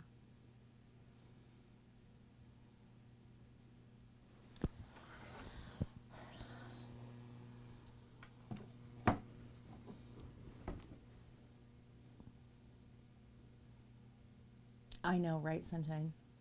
I did, Khaleesi, I did. I was pushing it. We took too much time. I should have been quick. But what I tell you, that's what he says, right? Yeah, it still worked. We plugged it in. You know, my uncle made that. Going outside. outside if you would like to go. Kill me. Huh? I said, just killing me. I'm killing you? Yes, you busted me. Just killed me. How? I Oh, don't by understand the how I way, busted you. the Wounded Warrior Project cat that shows up here is the funniest shit ever. I fixed it, and it's not fixed, but it's Okay. freaking funny. Alien has not spoke to me all day, but he has made 3 contributions. Okay. So I don't know if he's hacked or he's just messing Oh, with so me that's or the what. event total so far is 3,500? 366. I'm saying this. Yes, that's how much we've raised completely for the campaign. So that's fish. Because fish is like 2,500. So crazy I can draw that so good freehand. Anzie, what are you talking about? This? Might burn the house down. Got a new car a couple months ago. Beats driving around your big... Oh, really? What'd you get? All right, see Chet.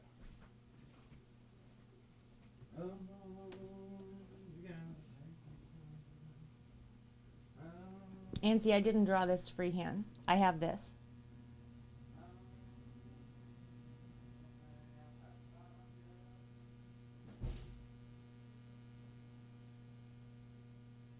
So I block out these big parts, right, so that I can see them.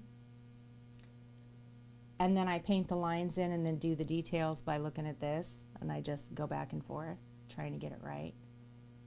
Oh, nice, Khaleesi. The fight is when I'm trying to paint and the cat is eating the paintbrush as I try and do these lines. Yeah, because I drew the, it's on the, no, look. I'm not trying to mislead anybody here. See it?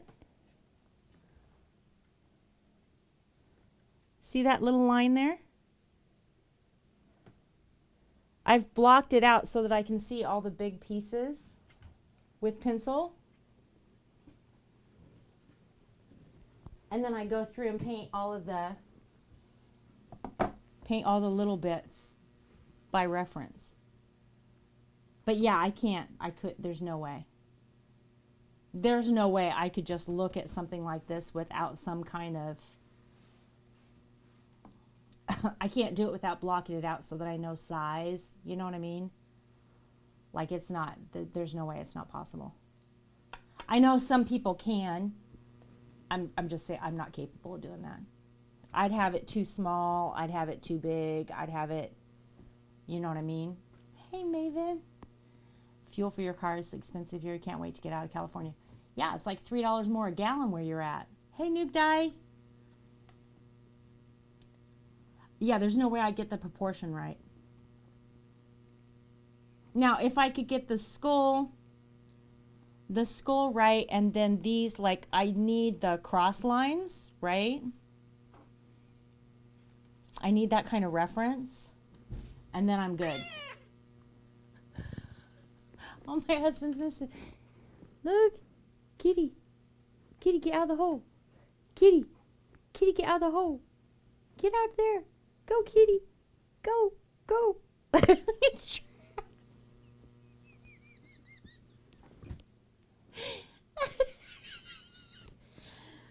Trex is like, I'm right here, Mama. I'm right here, Mama. I'm not in a hole. It's okay. Who donated to me? Sunshine! Oh my goodness, we're at 380, you guys. $20 away from my husband having to come up here and eat a hot bean. You got fuel that was $4.99 a gallon. Oh, okay, so that's not awful. It's 3 here. I thought it was like 7 is what I had heard from the last person. You're working on a quilt? Is it a new one, Nick Dye? Yeah, and see, I, with this being a series of 6, there's no way for me to get it nice and cohesive across all 6 of them. You know what I mean? Say meow. Trax likes to be rocked like a baby. The most spoiled cats in the world right here. This is his happy place right here. And just be held and rock like a baby. Yeah, just stretch out there, buddy.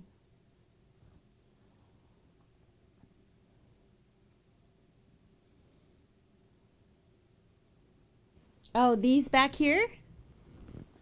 So I really want to change this once a month. I want to get better at it. But I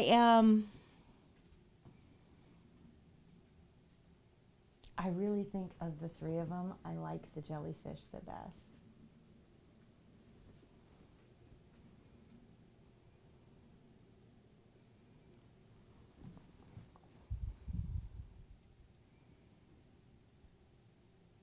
I don't know. I like the tentacles on the octopus. And I like the corseting on the mermaid tail. Like, there's bits of them all that I like. But I really do like them together. And they look so good on a gray wall. I was shocked. Because they've been hanging on a white wall in the spare room. Absolutely, Maven, it does. Switch direction of the tail and the right one. So put the, which one's right to you? The jellyfish?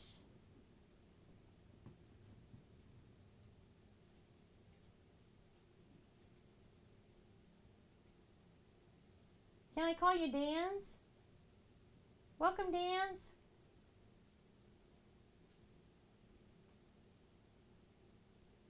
It's just tentacles, octopus tentacles. Switch the mermaid and the tentacles.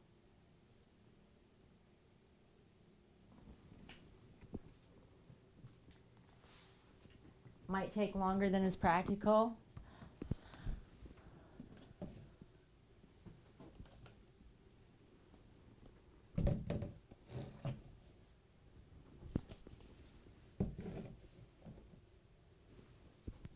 You think like that looks better?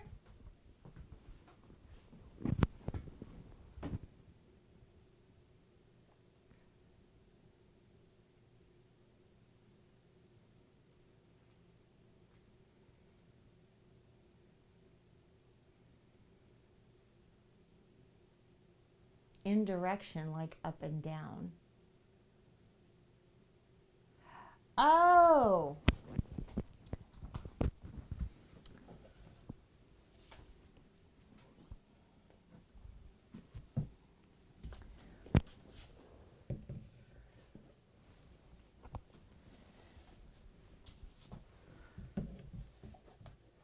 So you mean like this? Stop in and say hi. You need to get... Okay. All right, Khaleesi. I do like how that looks.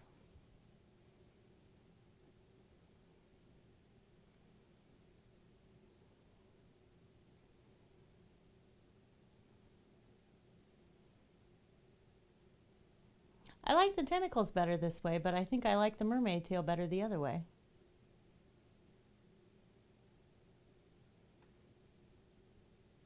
Thank you. It was good to see you. Looks like everything's floating in the same direction this way.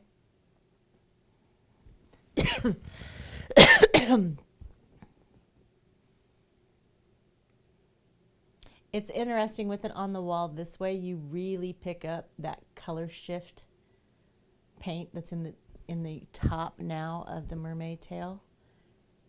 It's really cool looking, actually.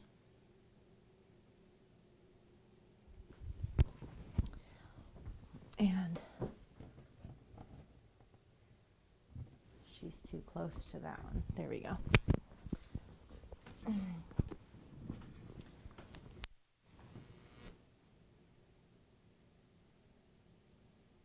I definitely like them as a trio, though.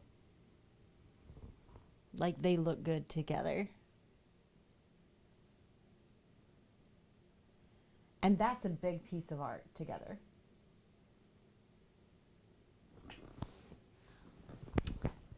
It is...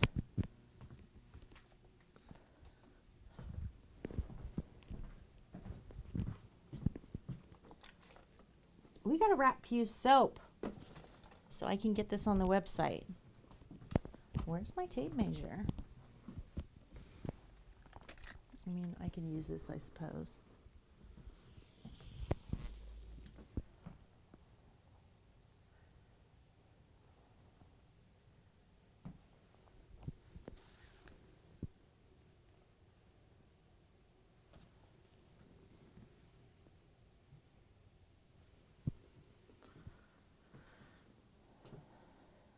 That is 2 inches short of 5 foot. So from my shoulder to my feet is how long that is.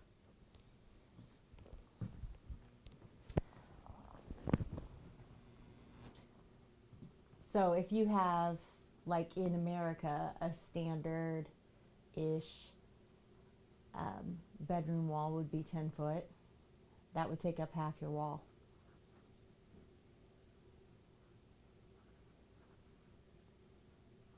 Which looks really impressive. You know what I mean? I really love it on the gray wall though.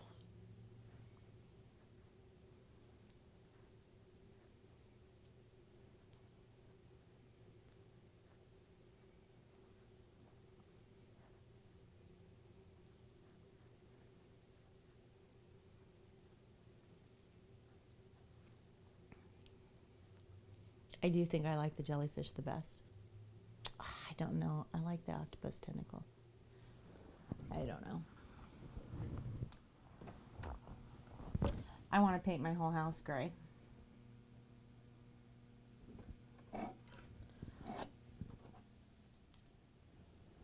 So, when I first built the website,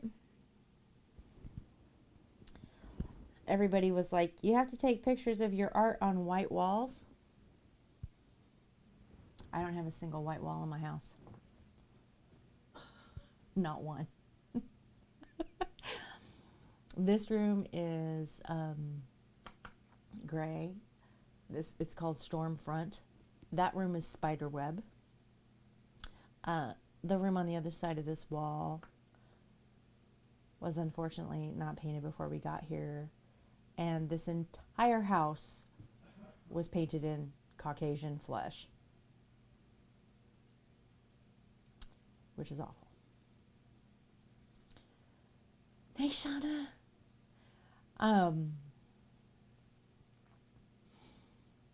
So I've painted everything. Downstairs is 3 different shades of brown. The kitchen is not completely done, but the mudroom is in a deep wine burgundy color.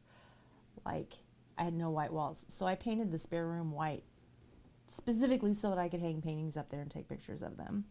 How are you doing, Shauna?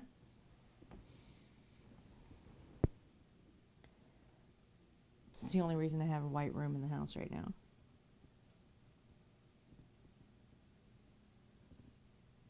And see, we forgot this little detail when we did the nose. And this is why we use reference.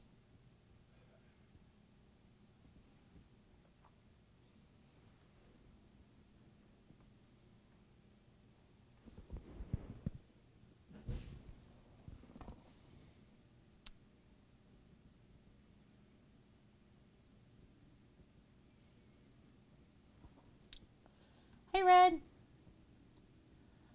Good vibes. Tested positive for COVID. Oh. You have to work from home.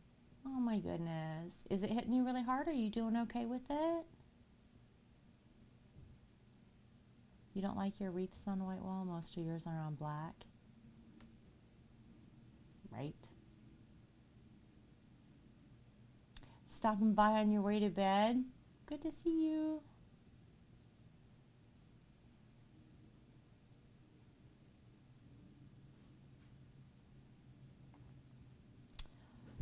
Yeah, I'm so sorry. That sucks. I know some people just get through it with flying colors and it's no problem at all. And then some people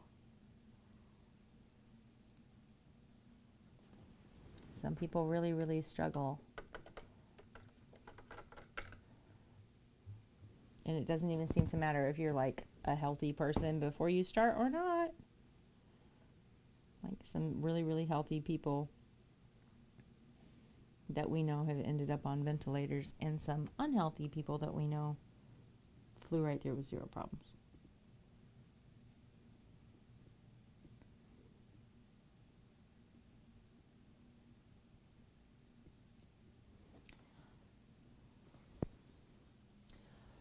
Paid sick leave a thing? It really should be. Every day you get a new symptom. Aw, achy, and your chest feels like, aw. Oh, I'm sorry. I hope you recover really quick. I hope you go through it and recover really quick, and that you're okay.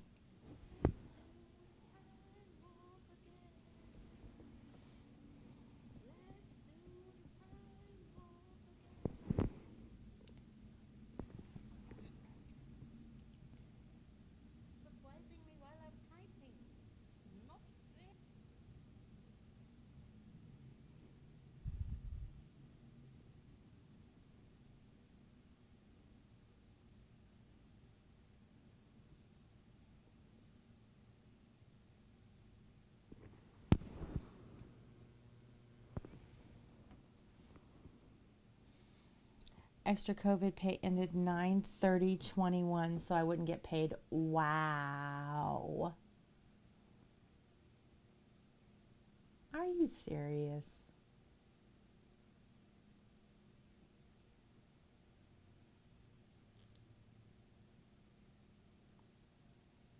That is so shitty. I mean, I'm sorry. That is so shitty.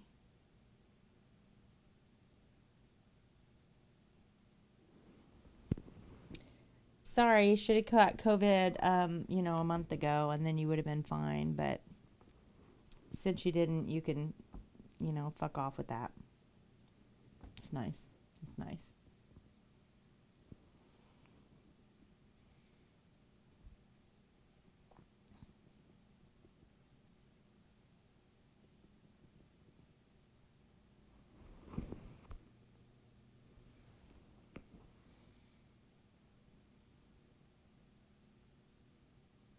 So, where does the extra pay go?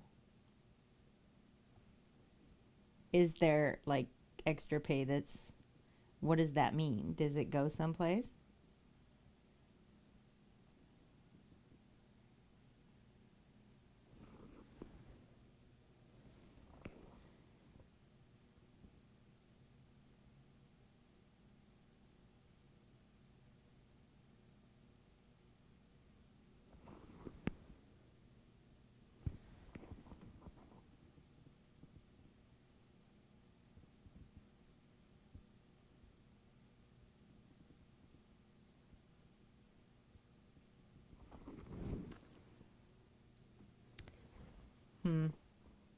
Sent to the ATC yesterday. Yay. A bright sunshine. Wow. Sunshine's like, that's fine. I'll just infect all of you. Or you can pay me not to. It's up to you.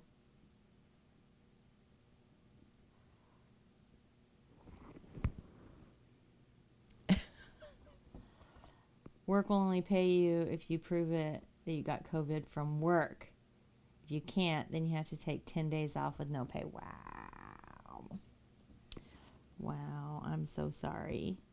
So you are going to be working remotely with COVID, right?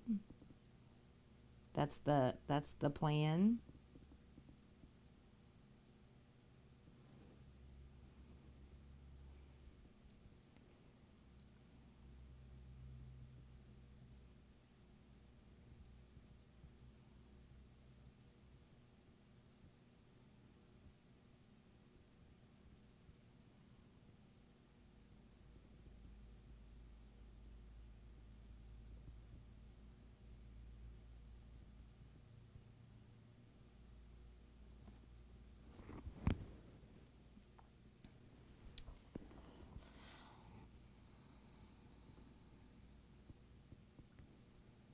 Wow. I'm sorry.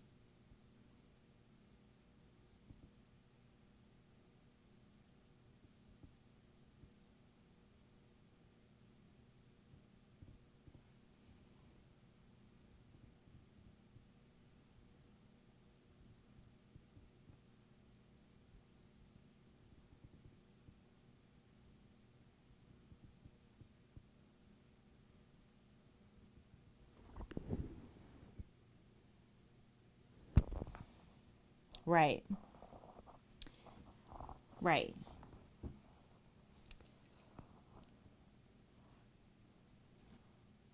So which tooth is this coming from? This one.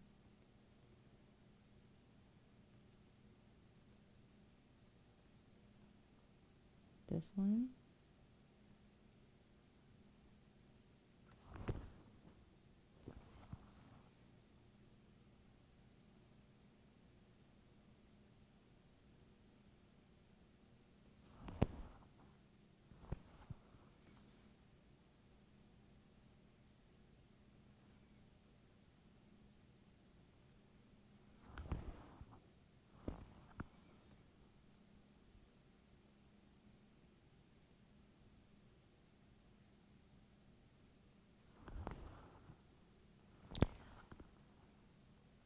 Okay, Red.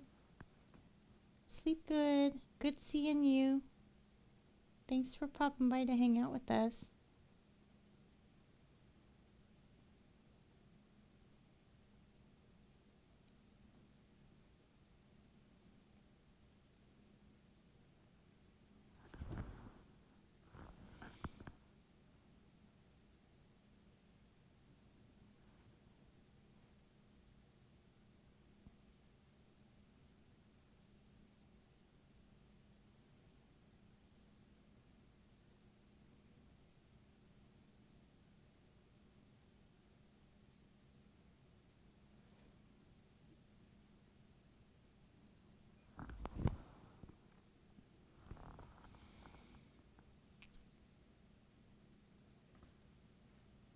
Right, Blaze? I don't know. So where I work put out a notice that said that you can work from home if you have COVID.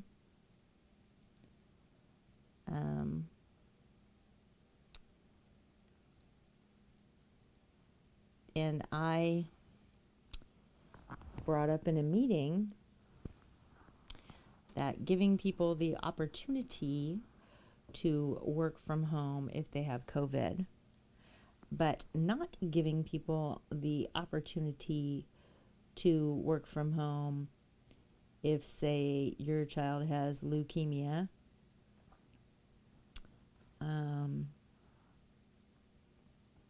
is a great way to get a lawsuit. Because we made a whole bunch of rules about COVID, but we don't have those same rules for cancer, the flu, pancreatitis, anything else that happens to you. And I don't understand, and I know a lot of businesses are doing this, but I don't understand the short-sighted nature of that. It makes no sense to me. So if you are sick, you have to call in sick and either take your sick days or don't get paid. With the exception of COVID, when you can work from home. And that makes no sense to me. Hey, Skelly. Because I think it just opens the door for people to say, well, you know, if my kid has COVID, I can work from home, but if my kid has the flu, I can't. A sick kid is a sick kid. That kid can't go to school, kid can't go to daycare, right? So we've always had to find some kind of care for a sick kid and go to work anyway, or take the day. But now you can work from home, but only if you prove that your child has COVID, and that makes no sense to me. Absolutely makes no sense to me.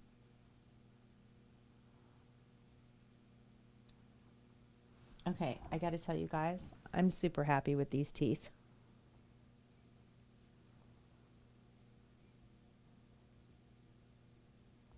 Biting that leaf right there. This is going to look so good when we do that shading. And I'm really happy with that little rosebud. I have no idea, Blaze. Well, that's not true. I do have an idea.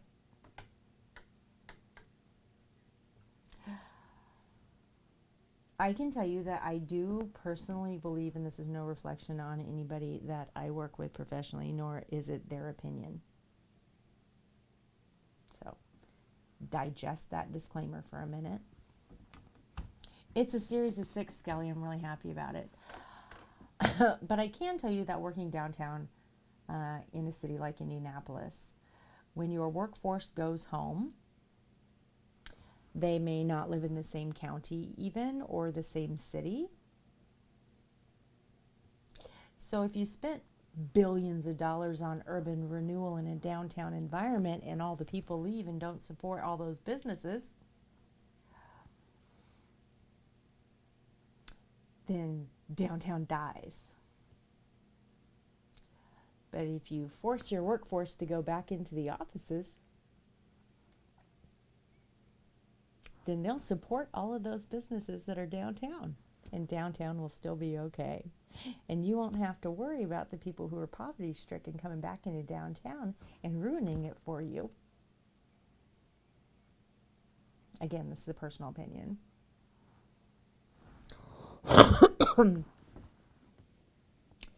So you have to worry about corporate infrastructure. You have to worry about businesses being able to make it. You have to worry about how it looks.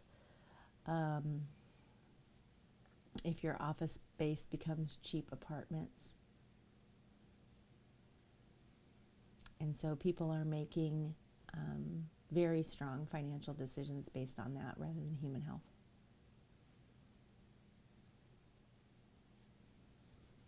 But I don't think it has anything to do, and I'm dead serious, I don't think it has anything to do with productivity or micromanagement, or whether or not it is more efficient for the companies to make money if their workers are remote or not. I think it has everything to do with upholding inner city commerce.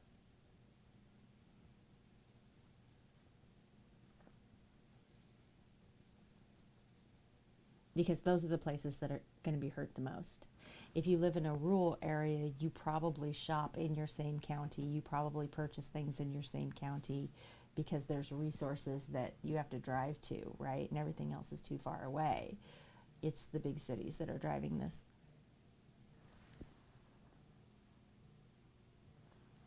That are driving this push. Oh, 100%, Skelly, 100%.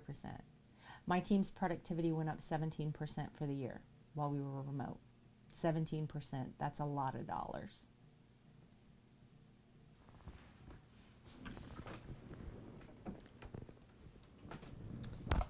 I'm going to have to ask you guys to hold just a minute.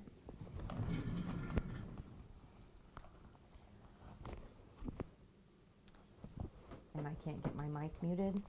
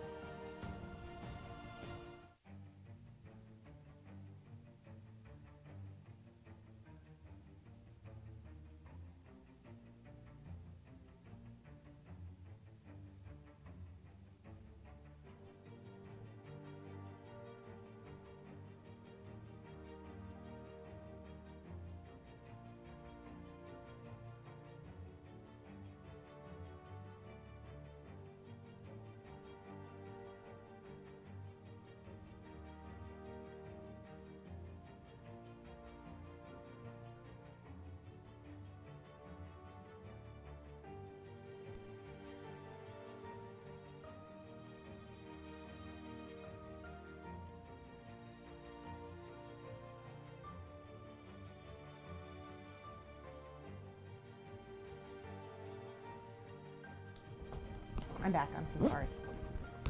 Got a phone call from the grandbaby.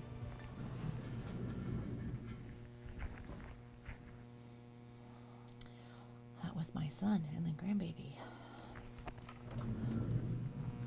Okay, I've missed a bunch of stuff, I think. I'm so sorry.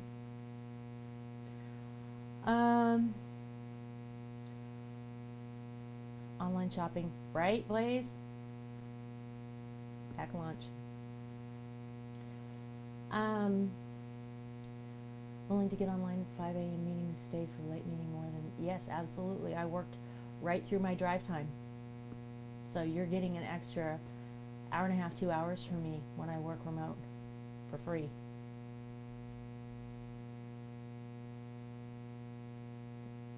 You're absolutely right, Blaze. If it can't survive, then there's a problem.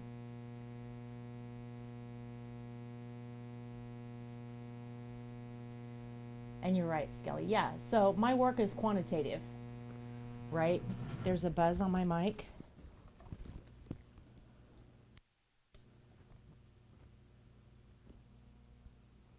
Is it gone? Buzz, get off my mic. Is it gone? Is it okay? Okay. Yeah, so I can run metrics like that and tell you compared to last year, my staff was this much more productive and they did this much, right? It's easy for me to do that because it's quantitative. So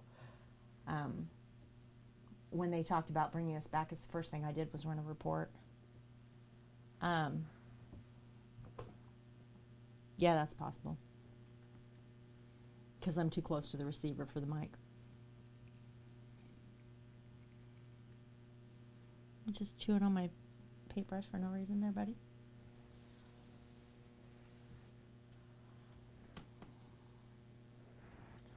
You don't need more treats, okay? You've had way too many already tonight, so don't start with your manipulation. Let me paint. I haven't even got hardly anything done. Let me paint. I love you. 10 cases of Blake. Oh my gosh, do you really, Buzz? Oh my gosh, are you gonna sell it? Trex, let go of me. Let go, buddy, let go. Hop down. You gonna become a distributor?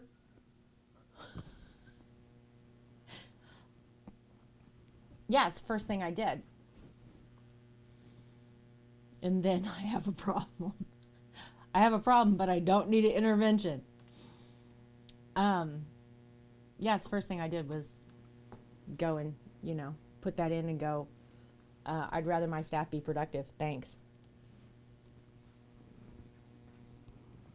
But unfortunately,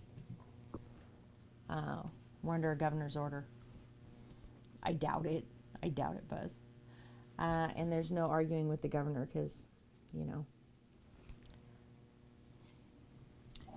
it is what it is.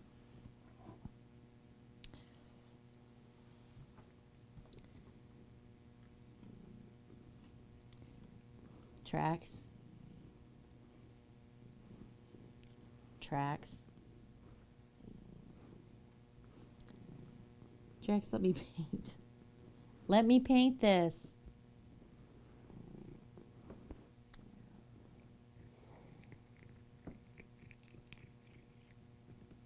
Are you done? You got that out of your system? Can I paint now?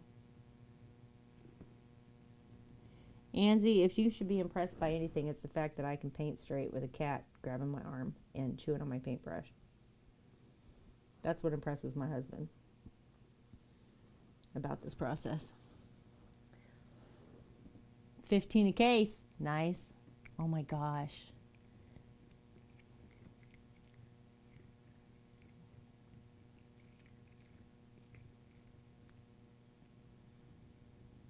He's gotten so big, Skelly.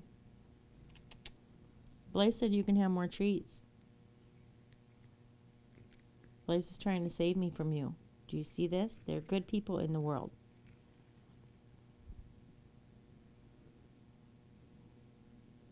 Because you're rotten. You're rotten. Come here.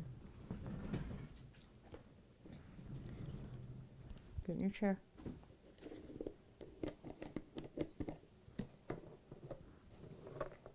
There you go. Do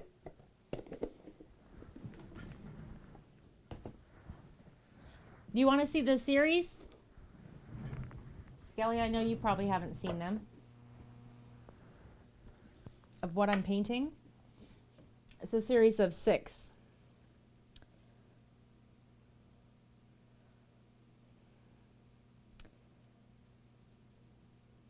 Right?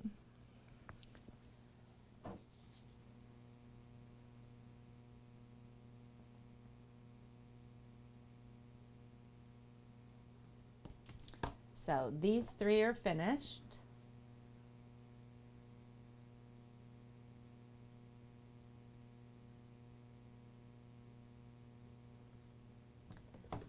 And then this one will have this image on it when I get it done. This image will be on this one. Right about there. That's what that will look like. And then this with the carnations will go here. Right about there.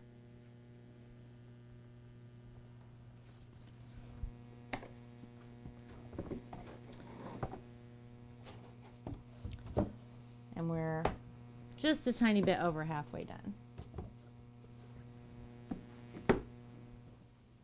And these are sold, all 6 of them.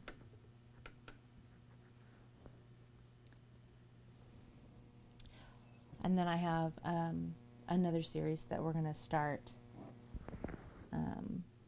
as soon as this one's done.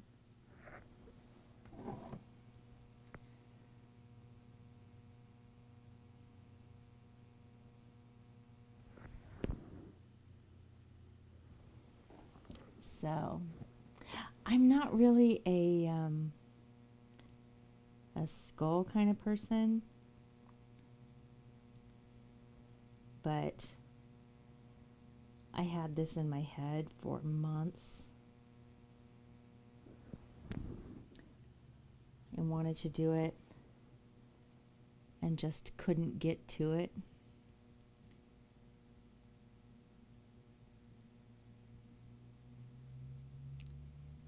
And so we finally got to start it.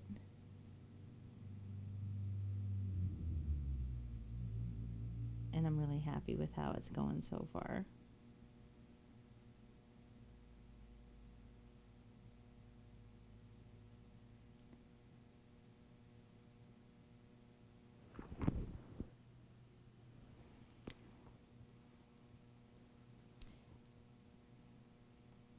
I've never painted skulls before. It's been kind of fun.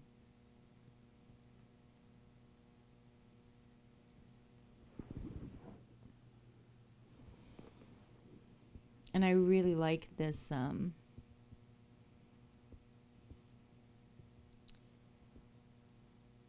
this technique that I'm using.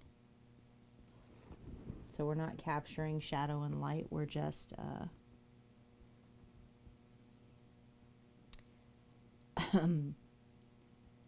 making these kind of pop.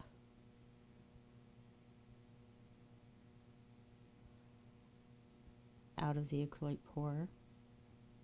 And I'm really happy with how that's going.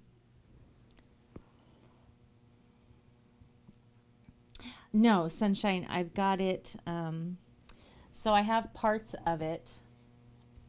Like, for instance, if you look here, you'll see that little triangle. Right? And you can see a leaf up here. But see that little triangle? That triangle has this leaf surrounding it. And then this leaf is drawn on, right? So I've blocked out so that I can get proportion just right. Parts of it, but not all of it.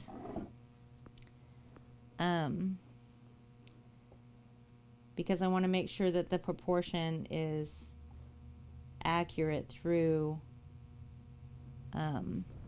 all 6 canvases because we are doing a series and I'm not doing them all. Obviously, I can't do them all on the same day. I decided that it would be easiest for me if I drew in some of it, blocked it out with pencil, and then, you know, painted all the details. But that way I can keep them consistent across the series.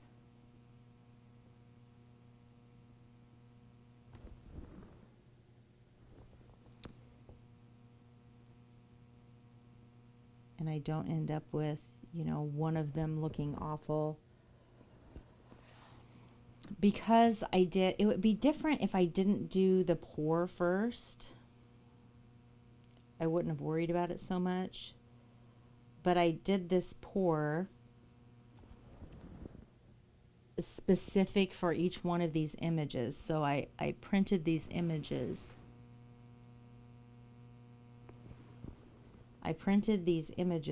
And then did the pour to make sure that the movement of the pour fit the image. And if I get this proportion wrong or the image wrong, I can't redo it. Like there's no room for error here.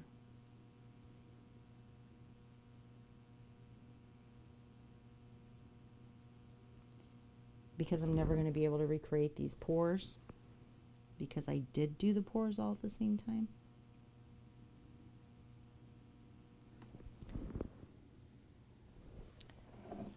So it'd be different if I was just painting a canvas. I wouldn't worry about it so much.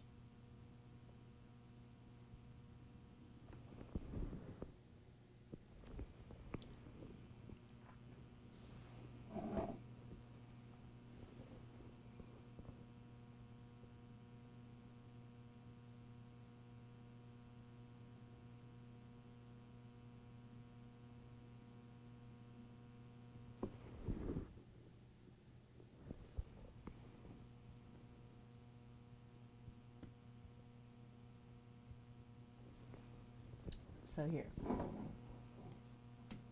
let me scoot this up a little bit and I'll show you the difference.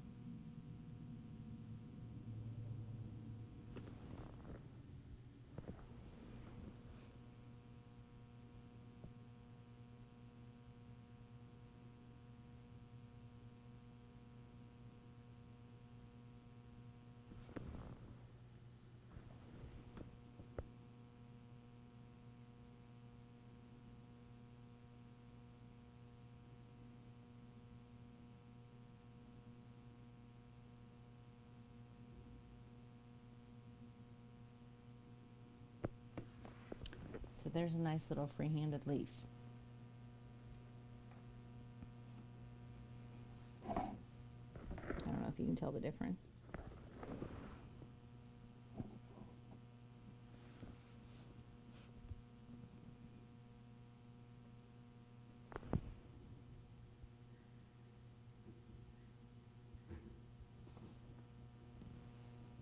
And now there's somebody at my door.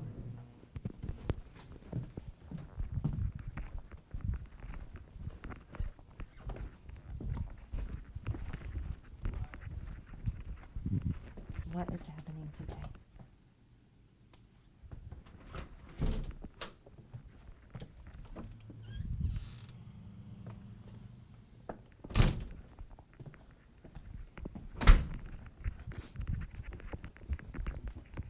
It's just Doug.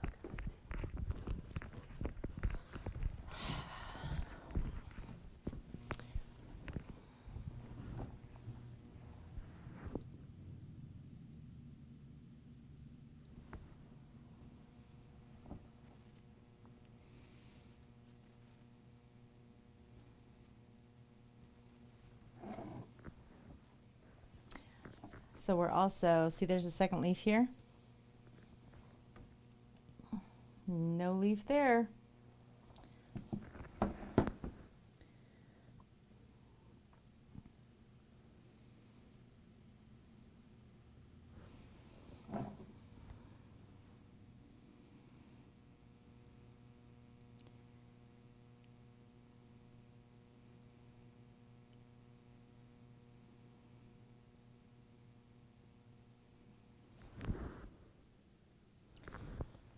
So we're going to paint this in.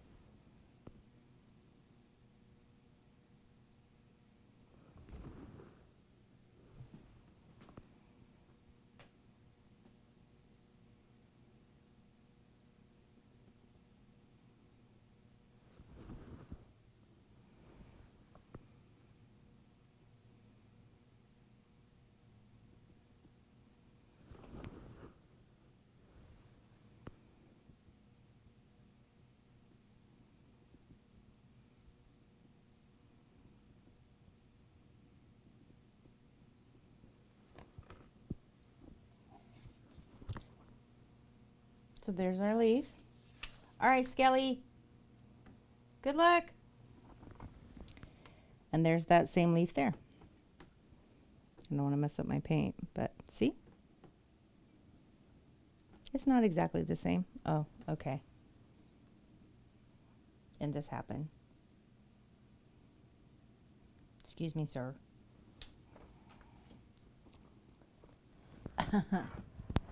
Oh, it's good seeing you, Skelly. I hope the move goes great.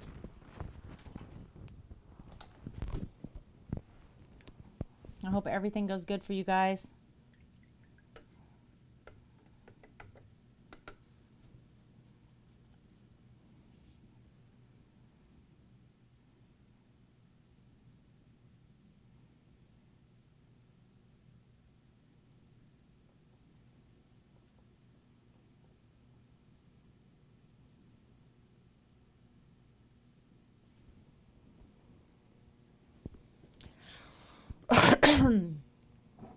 All right. So,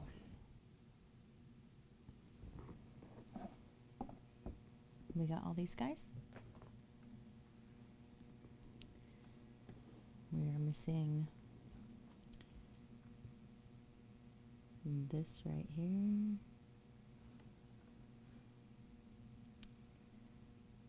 We're missing a line right here.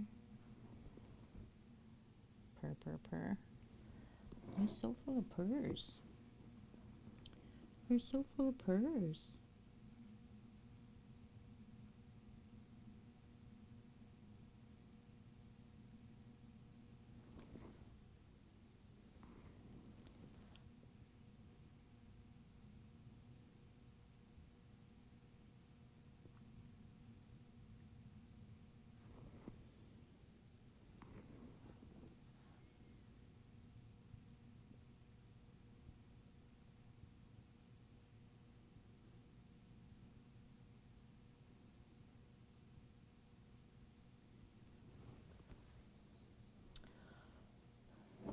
He's up here all the time. He follows me all over the house. All the time. He's my baby boy. Yeah, he's a good boy. He's a good boy. He's just horribly spoiled. Usually Beta, if I'm running around the house, Beta will follow me in every room too. So I have both of them running around with me. But Trax in particular is heavily invested in him being a chonky cat. So if I come in this room in particular, if I come in this room and speak out loud, he will run up here as fast as he can. If I speak. He has figured out that if I sit at this desk and speak, he gets treats. If I sit at the computer and I have my laptop in front of me and I'm speaking in Teams meetings, he doesn't. So he'll come running up here because he hears me talk. And if he sees the laptop open, he'll just turn around and walk out. Like he has no use for the people at work. You all, though, feeding him treats means that he has to be up here as often as possible. Because he's been trained, haven't you? Yes, and he's highly food motivated. He's done so good, Maven. He does. He does. He could care less about Teams meetings. I mean, you can't blame him. So he has a neurological disorder, right? So he is, he's almost 2 now. No, don't eat the mic. He's almost 2. He can't raise up his hackles, like he can't raise his fur correctly. And he can't hiss yet. And those are okay, don't step on the canvas. Those are the only 2 things left that a newborn kitten can do that he can't. Right? He's learned how to purr. He's learned how to meow. He can use the cat litter box. He does pretty good with that now. We do have accidents every now and then. He's not great at pouncing. He has really, really poor eye-hand coordination. But he probably always will. But he's a super sweet cat. He just has the sweetest personality, right? And you have to watch that he doesn't eat things that aren't food. You have to, we just have to manage him a little bit more than a regular cat. He just needs a little bit more than a regular cat.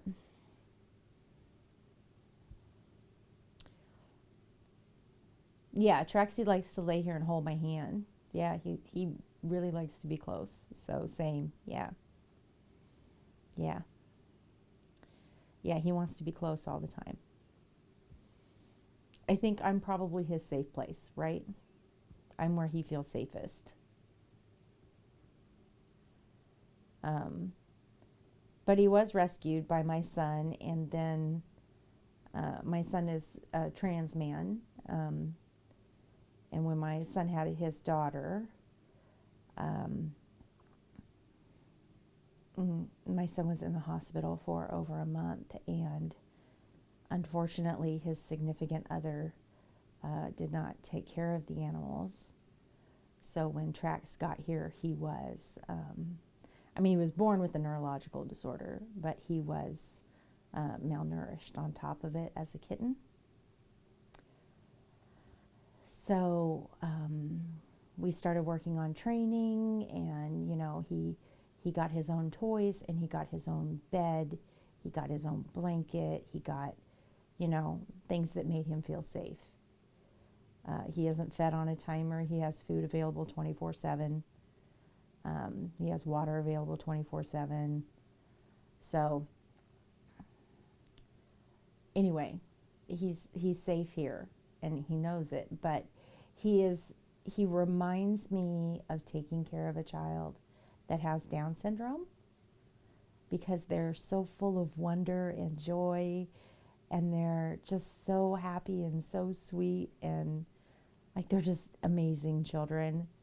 And he reminds me so much of that because he has that kind of personality, you know what I mean? He's just super sweet for a cat.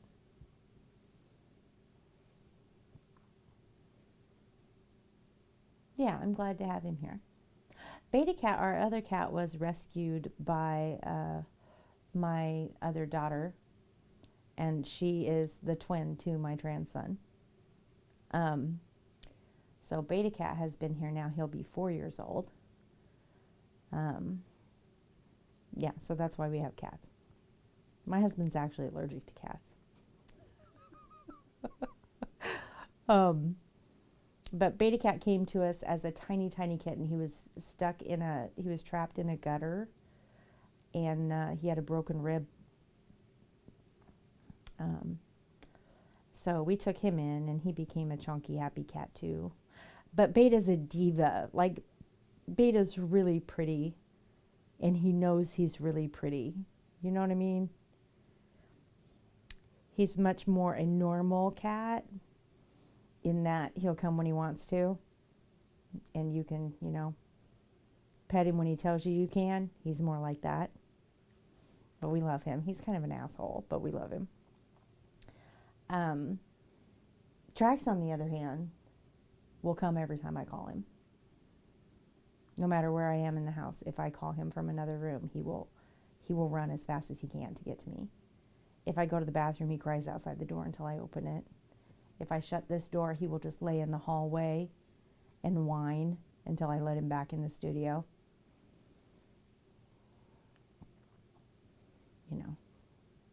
Beta doesn't care. You can kick Beta out of a room, and Beta's like, whatever, bitch. All right, Traxy Cat. Come lay in your chair with your fishy, okay? Be good boy over here. No, Traxy Cat, no.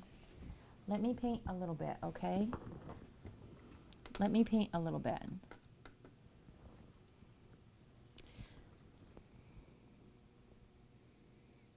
I do think that he's getting manipulative, though, because I honestly think he's only doing this so that he will be given treats.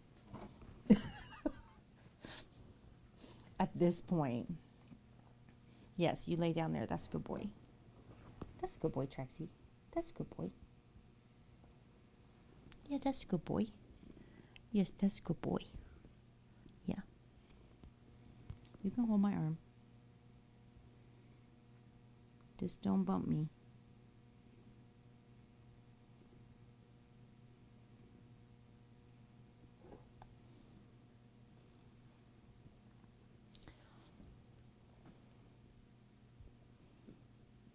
I get you. Did I get you on the back of your head? I did.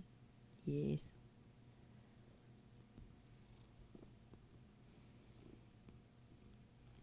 He also does this thing where he reverse sneezes. Have you ever heard of that? And it's part of how he was born. He can't actually sneeze, like, outward. He makes this weird, like, it almost sounds like he's trying to cough up a hairball. But it's the vet referred to it as a reverse sneeze. So he sneezes, instead of sneezing out, he sneezes down his throat. Your little dog is more like your Beta Cat. You have a little diva dog. So he worries me when he does that, because I thought it was hairballs, but the vet said it wasn't. That he doesn't have a hairball problem at all. It's just how he sneezes.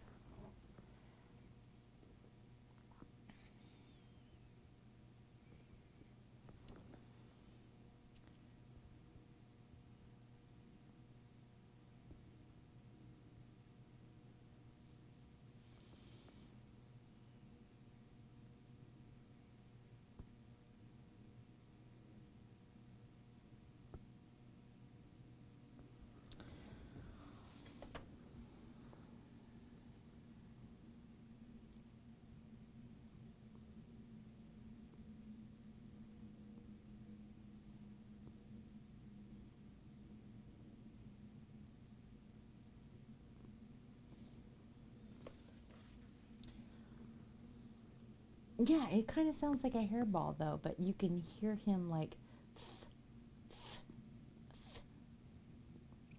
make that kind of sound, right?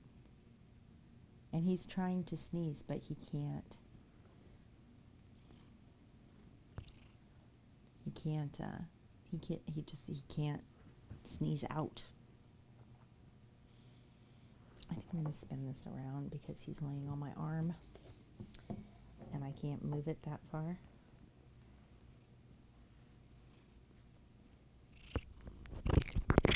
No. Don't eat that. I'm sorry, guys. Is it loud when he does that? Yeah. I'd never heard it called a reverse sneeze before.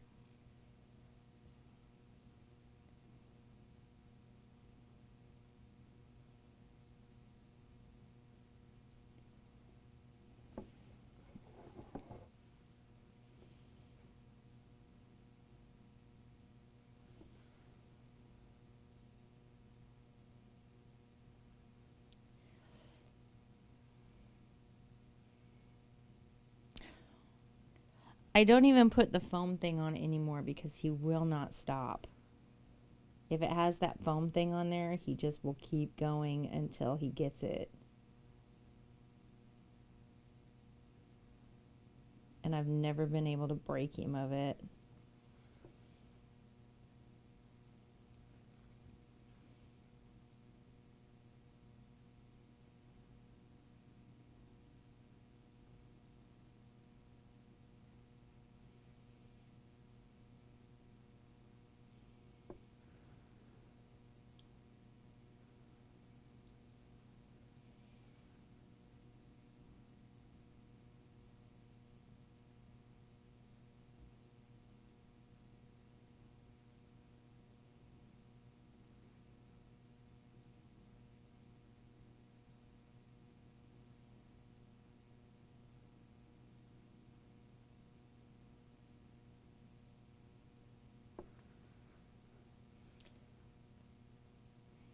Tiger in the studio, right?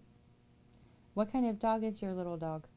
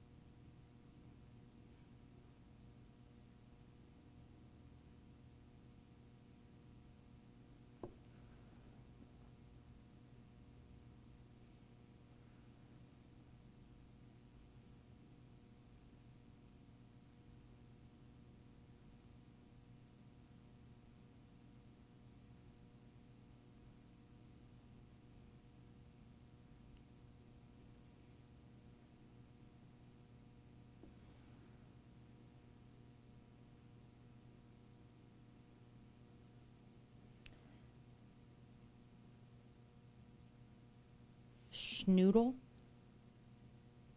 A schnauzer and a poodle?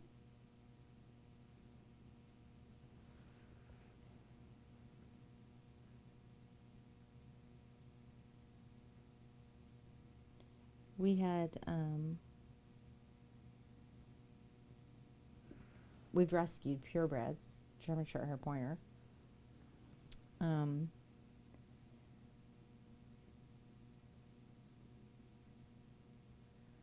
But our animals in general come to us because, you know, they need to be here.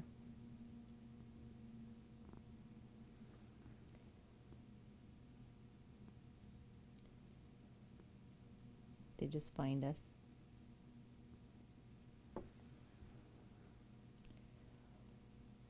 He likes your husband best. Oh my gosh. Buy him treats. Seems to work for tracks. Oh no, don't bump me. Don't. No, no, no, no, no. I said your name. I'm sorry. I'm sorry. I disturbed you. That's why we couldn't change his name. Because he actually knew it when he got here.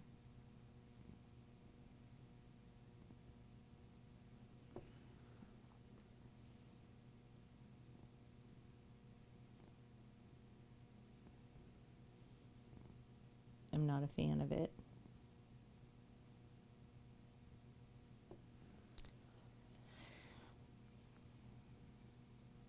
Vet's best guess, yeah.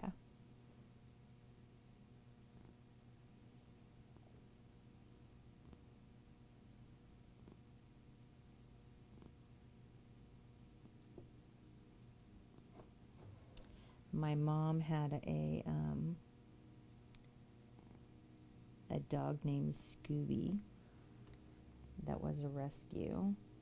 She came with the name too, but she looked like a very large corgi golden retriever mix, if you can picture that in your head. So she basically she was built like a footstool. Like she was, Trax, I need my hand, buddy. She was about this wide and maybe that long. So she just was like a perfect oval with 4 little short corgi legs. And she was super sweet. Super sweet disposition. Yes, I love you. I love you. Let me paint my painting. No, no, no, no, no. Stop. No, don't eat the brush either. Be a good boy.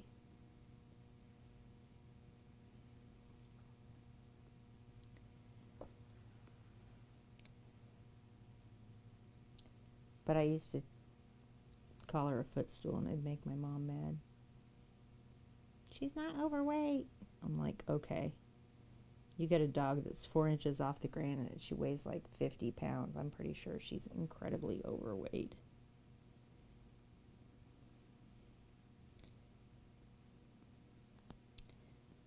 And then when Scooby passed away,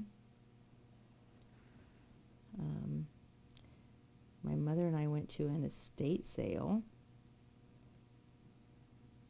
And these 2 kids had a miniature Doberman pinscher.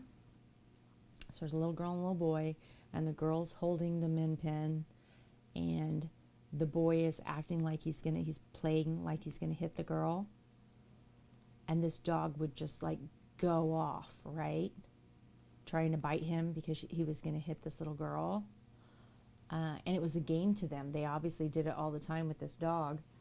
And my mom asked the lady if she wanted to sell the dog, and she said, yeah, you can have it for $50. So my mom bought the dog and took it home, named her Princess. Princess is still with her. She's almost 13 now. But Princess cannot tolerate children at all.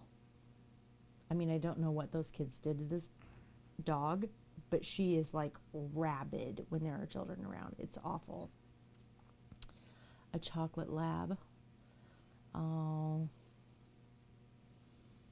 Yeah. Yeah, they told me that Trax probably won't live that long because he wouldn't, he couldn't do anything that a kitten could do, right? But he's incredibly healthy. He's doing great, and he's learned so much. Like, he's done really, really well. He's way surpassed expectations. But you know, our dog Orion was 19 when he passed away. And he was a full-bred German Shorthair Pointer. He was a rescue. There was a breeder that literally studied him to death. So he was a 70-pound dog, healthy. His average weight was about 70 pounds. He was a big dog.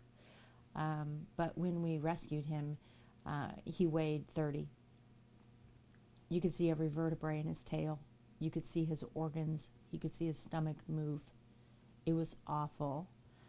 And they had pulled his tag. They were going to euthanize him. And I lost it. And I was like, no, you can't kill this dog. And they told me that I couldn't have him. They told me he was too sick and he wouldn't make it. And I said, that's fine. I'm going to take him to Doc Thomas. That's our vet. I'm going to take him to the vet. And he spent 30 days with the vet before we could even bring him home because he was so sick. And he was 5 years old at that point. But like I said, they literally studied him to death, and he was a purebred. He was a great dog. But he lived to be 19 at my house. He lived a full life. So German Shorthair Pointers live 14, 15 years on average. and he lived a full life as if those first 5 years never happened to him. He was an amazing, amazing dog. We just loved him to death. And when we lost him, you know, it's no different than losing a child. It just broke my heart. But he was wonderful. He was wonderful. And I'm so glad that we were able to give him a good life. But our pets have always been like that, right? I feel the same way about people, if I'm honest. I think you find people in life when you need them or they need you. Whether it's, you know, you're going to learn something from them, whether it's going to hurt and you're going to learn something from that, or it's going to be a good thing, or whatever it is, you know. But I think people come into your life because they're supposed to be there at that point, if that makes sense, right? And I think pets do too. This little guy obviously came to me at just the right time for his life. Beta came to us at the right time for his, right? And they're happy and we're happy and we love them and it's good. I mean, my life is better because Trax is here. He makes me laugh. He's impossible to get mad at, even though he's such a stinker. Because he's so damn cute. I mean, look at this. He's just the sweetest thing. How do you get mad at somebody who just wants to love you this bad? Because I've told him to get down about 5 times and he does not care because he wants to love me. How can you be mad about that? It's like, no, I just want to hold your hand and love you.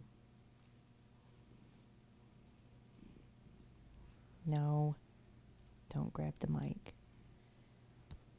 Or my boob. Don't grab my boobs. It's not appropriate. Excuse me, sir. Excuse me, sir. You can't be doing that. There's TOS, you know. Put your hand back over there.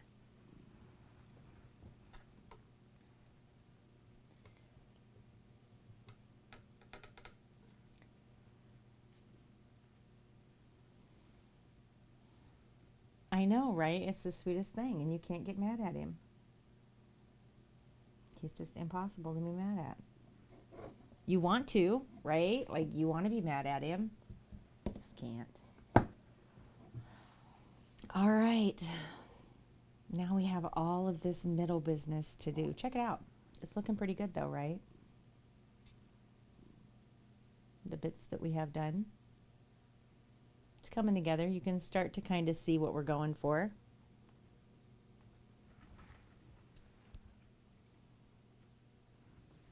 Keep going. This is where the canvas goes, not where your butt goes. I know, right?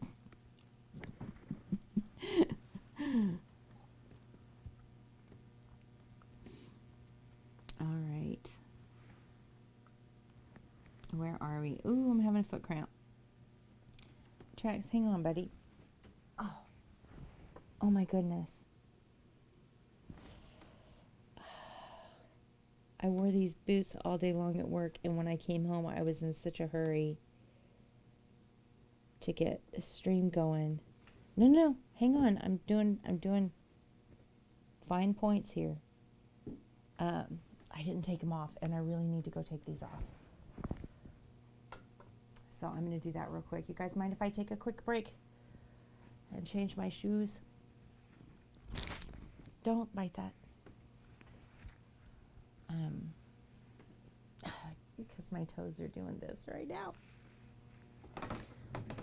So give me just a minute, all right? Kanara! How are you? I'm going to take a quick break and take my shoes off. My boots are killing me, but it won't take me very long, okay? It won't take me very long, I promise. Cat butt, I know, right? How are you? It's good to see you. All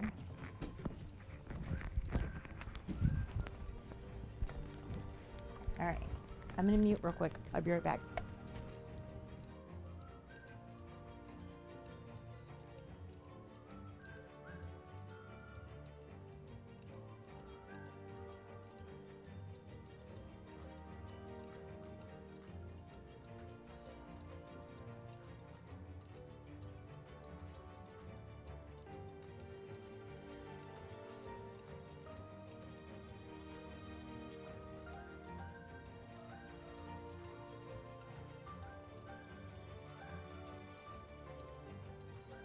Oh my gosh, that feels better, you guys. Ugh. You're not even going to get to see the whole slideshow. I don't know why I played it. I know. I know. I'm glad to see you here. It's a treat. It's been a quiet one today. Usually it's super busy in here. But we've been just kind of chilling, and it's been nice. It's been quiet.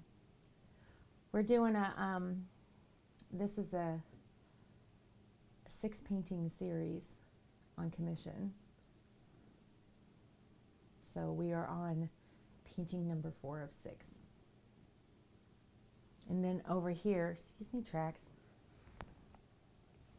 Give me sure. Over here we have a commission from crayons that we just finished that has a tracks pot on it. Well, here's what they actually look like. Okay. Cat butt in my face. There's what they actually look like finished, right? This one's obviously not done. There's no shading in it.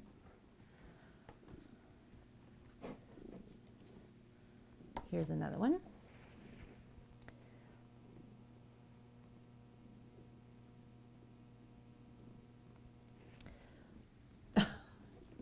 You're an artist yourself. You're an artist in the kitchen. I saw all your Halloween foods. Don't lie to me. I really like this one. I really like that one. It's the only one with the dagger in it. Like, this is how I feel right before I get in the car to drive to the office. You know what I'm saying? Like, I feel this.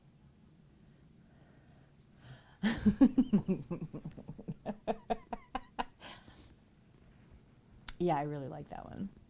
The last one that we're going to do in the series will probably end up being my favorite. I really like that big flower there, but this pour, how we disrupted it. So when I did these pours, obviously, I disrupted the paint so that it would flow for each individual skull, right? The commute.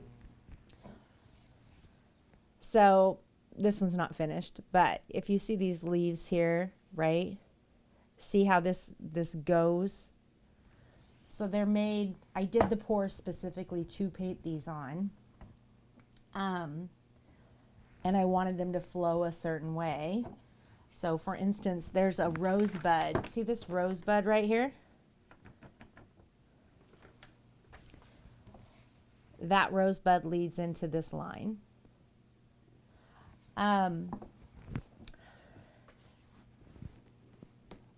So anyway, because of the way I did them, there's like no room for error, which makes me nervous, but it's been going really well. But I really, really, really like the disruption on the pour on that one with that. So that last one will probably be my favorite. But I am pretty pleased with the series. Out of my comfort zone a little bit. I've never done skulls before. I am using one of my favorite techniques to do them though, so it's fun for me. Wait, we have to save the kitty. Kitty, get out of the hole. Go, kitty. Go, kitty. Go, kitty. There we go.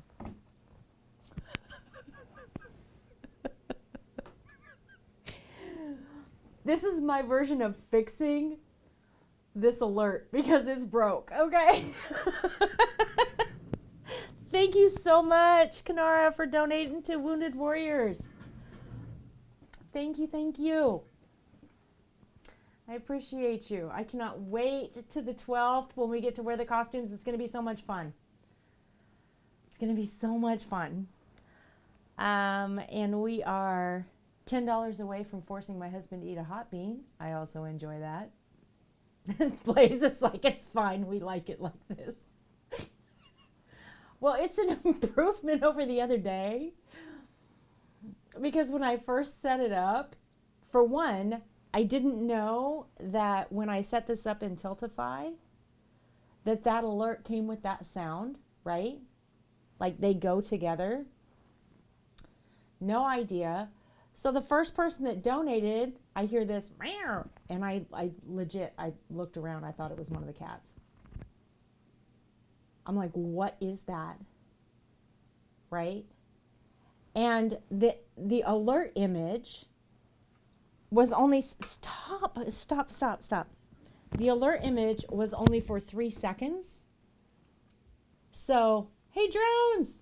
So it like popped up and disappeared. I never even saw it. So they did this like 3 times and I'm like, what the hell is even happening? And then I see the little blue bar here has moved. I was like, oh my gosh, you guys, why aren't these alerts up? But here's the thing. I set it up in Tiltify. It's not set up in the Streamlabs. I have no notifications on my activity feeds at all. Like it's a mess, okay? I have messed this up.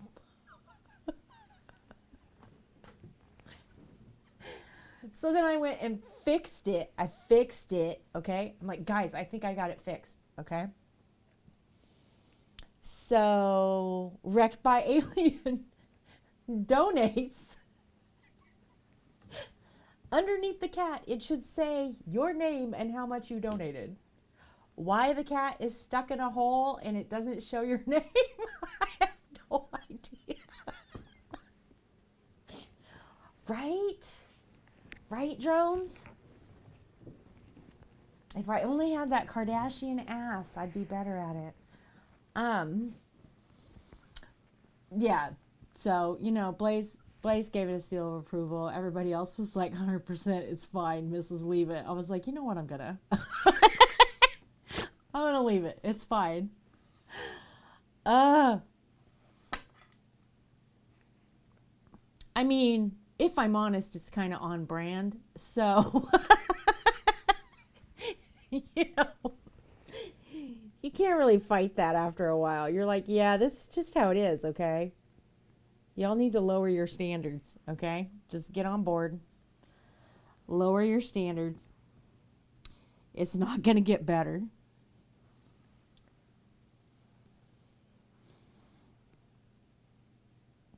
Kitty needs saving. Is that from today? Thirsty bacon rip pepperonis? Oh, dignified thirsty bacon rip pepperonis.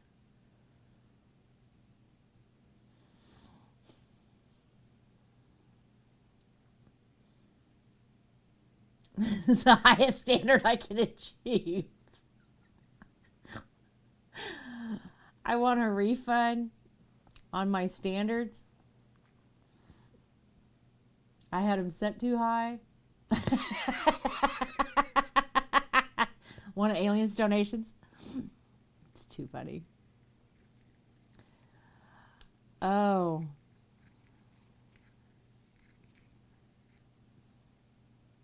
Are you done? No. Why don't you play with one that I'm not using? Why don't you do that?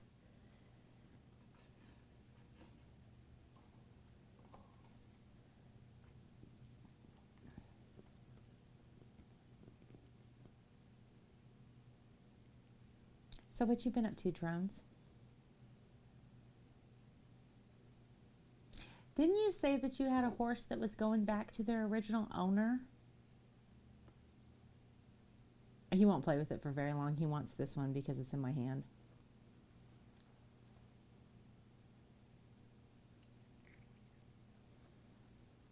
Working a lot, which is good. Good. He's already there. I couldn't remember if you told me that he made it home or not. I think he might have, but I was thinking about him the other day. I got very invested in the horses. I'm an animal person, obviously, so it's easy to suck me in with stuff like that. Drones, just to let you guys know, Drones has a Twitch channel here that's on 24/7, which is drone footage that he's taken himself. It's wonderful. It's very relaxing, really nice music with it. But Drones and his family volunteers at a, well, it's not just a horse rescue, right? Like there's goats there and other farm animals there, but a place that rescues horses, and they help tend to those animals. And one of them had been sold and then sold again, and then something else happened, and then they were rescued. And I don't know if the original owner reached out to the rescue or the rescue reached out to the original owner, but and Drones, correct me if I'm getting any of this story wrong. And she said she would take the horse back, that if she'd known that this horse had been sold and been through, you know, hard times, that she would have taken it back. And so this horse got to go back to its original loving home, which is wonderful. It was such a nice story, and I've told it very poorly, but it was really, really cool. So Drones went live, I guess, than normal, and used the drone at the horse rescue, and we got to see all of that for a day, and they got to tell the stories and stuff. It was really cool. It was really cool. I had fun.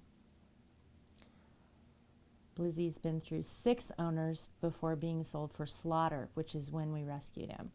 Number 2 tracked him down and reached out to the rescue. Right. I couldn't remember all the finer points. I apologize. A lot of shit's gone down in the last couple months. All right, Drones.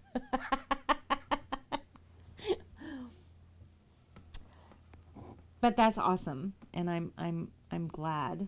I'm really, really glad that this horse got to go home. Like, that's a wonderful thing. I am sure that that is a rare occurrence.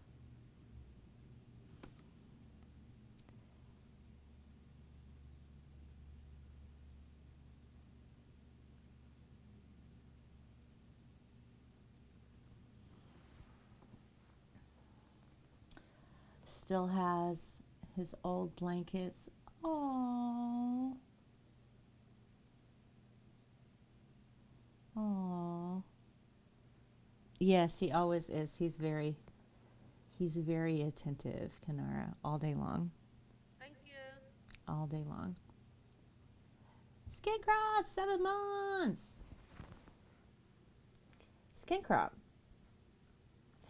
I made a new batch of your dog soap, and it was crap. Crap. I threw it away. So we're going to try again. Okay, so I wanted to incorporate that oatmeal more into the soap, right? So I think I told you I was going to use the KitchenAid, and it was in the shape of dog crap. No, it was not. It's in the shape of puppy paws. I have a KitchenAid stick blender. So I was going to use that to incorporate that oatmeal into the soap, aerate it just a little bit, right? Add just a tiny bit of air to it to get that oatmeal to suspend. It's a bad plan. It's a bad plan, okay? Because it made the soap very aerated, okay? It got a ton of micro bubbles in it. So here's what happened, all right? As soon as I added water to it, sudsed it up, worked great, set it on top of the counter, right? Let it dry out, let it sit there for probably 10 days or so. Went to use it again to test it out, right? Picked it up, cracked it in half to look at it. Because there's air and a natural food product and water, guess what I got?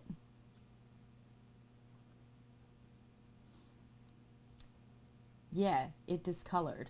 So it didn't actually mold. Okay, glycerin soap is a natural antibacterial. So it will stop that from happening because spores can't grow in that environment. But when you add air, water, and food inside of it, right, it will discolor and start to do it anywhere the air is hitting it and on the outside surface of it. So 100% that's not going to work to suspend. So I ground the oatmeal in a mortar and pestle and added it. It doesn't even work the same. I don't know why it doesn't work the same. It lathers the same, everything, but I'm telling you right now, it does not feel the same on the skin. It just doesn't react the same. Like it's the exact same recipe. But when you grind the oatmeal for whatever reason, it's just, oh, did you? Yeah. So I 100% think my best bet is to go back to the original one, which isn't perfect either because 100% of the oatmeal isn't suspended.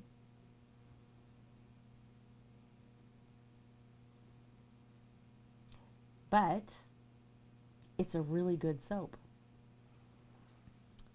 Like, it's a really good soap. And the other two ways that I've tried, it's not as good. It's just not as good. So the only thing that I haven't tried is putting like 3/4 of the oatmeal into the recipe, mixing it up, pouring it, letting it settle because it's going to.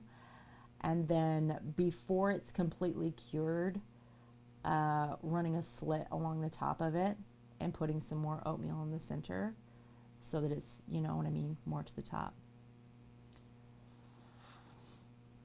I honestly think it's because it was so aerated. So you have air, water, and food. That makes mold. That's all it takes for mold to grow, right? And it didn't actually mold, but it discolored. So I was like, it's going to. It's going to. And I can't have that. I absolutely cannot have that. Because now we're incorporating, you're bathing a dog if your dog has cuts, scrapes, any kind of immune deficiency, anything like that.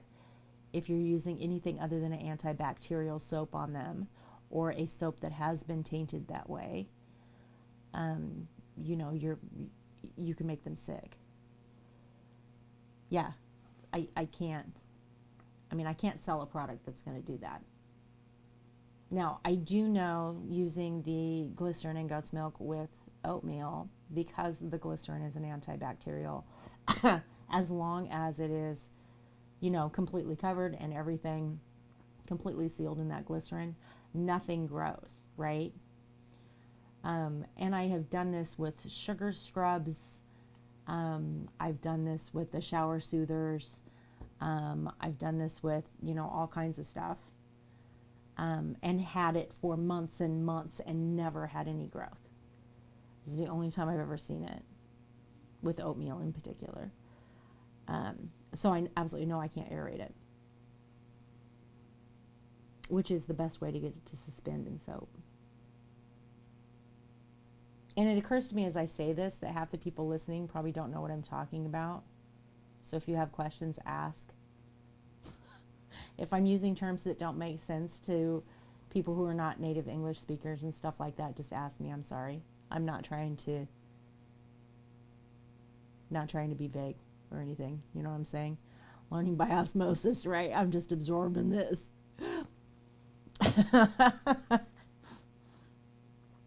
I hate it when people use lingo that I don't understand when I really want to understand what they're saying. That's a pet peeve of mine, so I worry about doing it myself.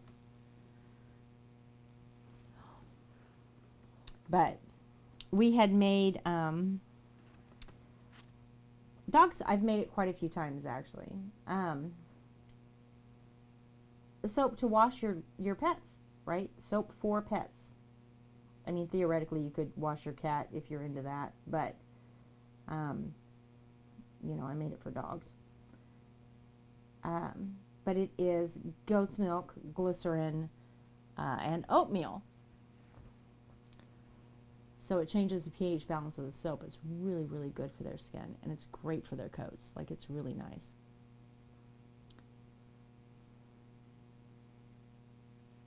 Yeah, 100%.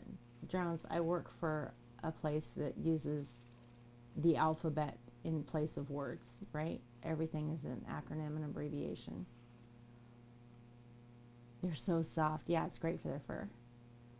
But I think I'm going to make up another batch of the original. So if you need it, it'll be up on the website. But I do think until I can figure this out, I'm going to stick with the original plan because I know it's safe. And I would rather it be safe than, more convenient, I guess, for people. I just worry about stuff like that.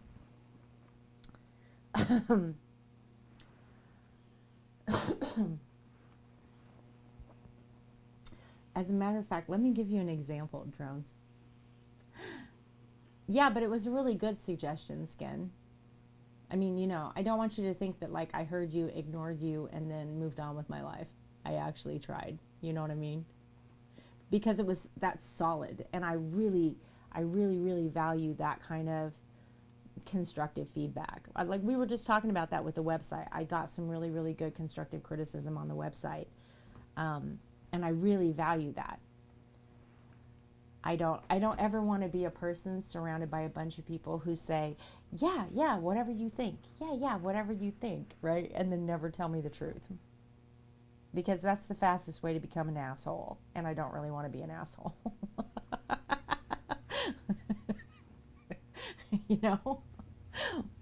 Just be an asshole and never even know that you're being an asshole because everybody keeps telling you that you're doing great. I don't want to be that guy. That's not who I'm trying to be in my life. But what have you been working on, Skin? What you been doing? I haven't got to see you for a minute.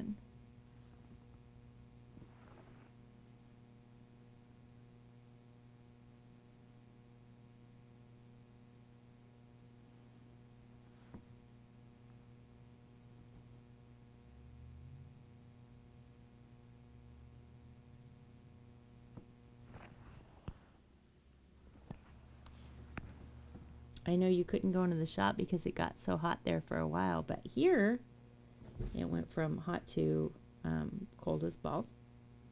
So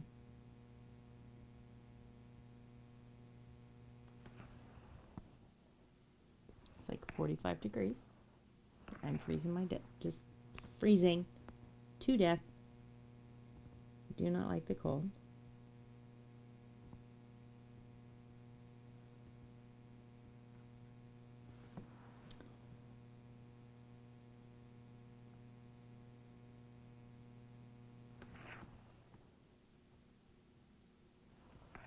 Although, to be fair, I don't really like the hot either, so there's that.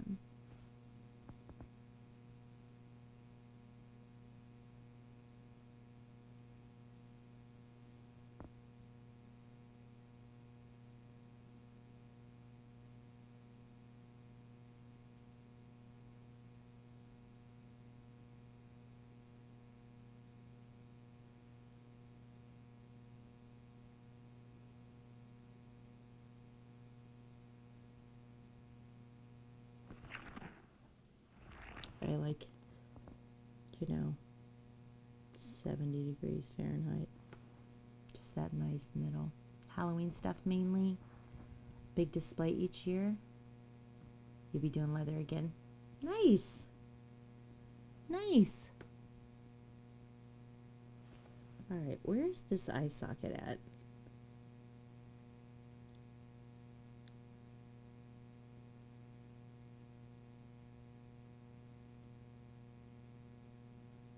Right about here, maybe?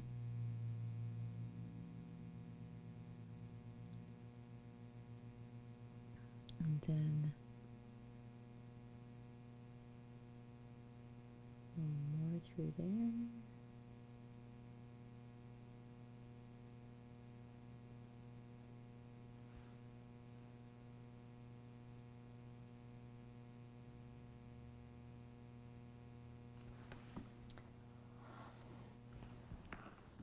So you have big plans on what you want to make when you get back out there?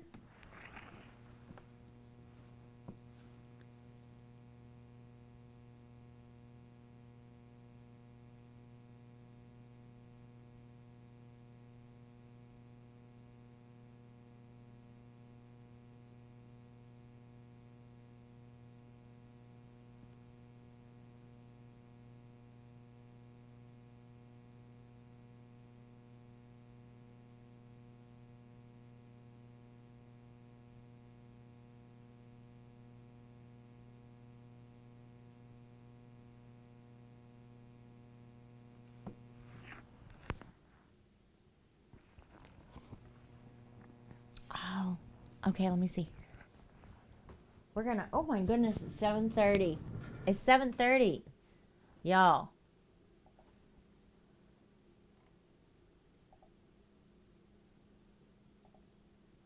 It's 7:30.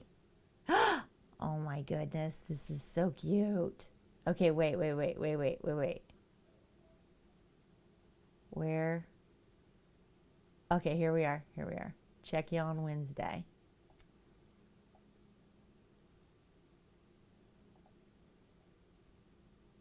Wait, I'm going to put this over here. Hang on. Okay, so we talked about this last week. Am I to a stopping point before I do this? Because we're going to show everybody on stream. Well, not last week. We talked about this on Sunday. We're going to show everybody on stream all the stuff that's in our creation, so we get to show off what you guys do.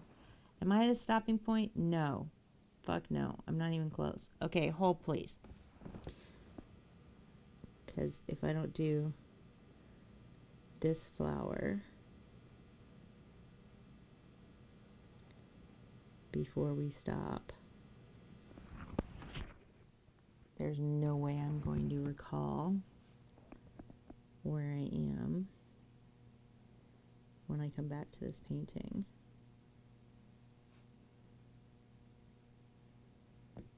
So we will wrap up this flower and then we're going to look at our creations and get to see what everybody's been up to. I'm excited. This is going to be fun. I've seen a couple of streamers do this. We talked about doing it first part of stream. And I think it was Sunshine that said that we should do it end of stream.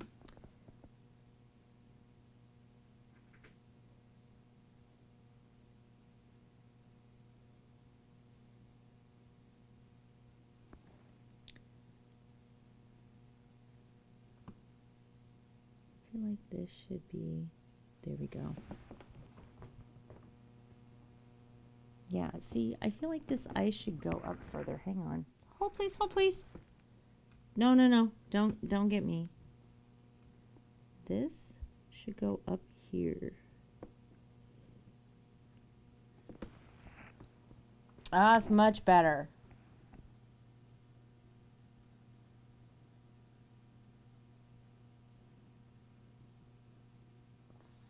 Yeah, I love these fucking leaves right here. Do you guys see these leaves? Look at the perfection of these leaves. Look at that line. Look at this. Look.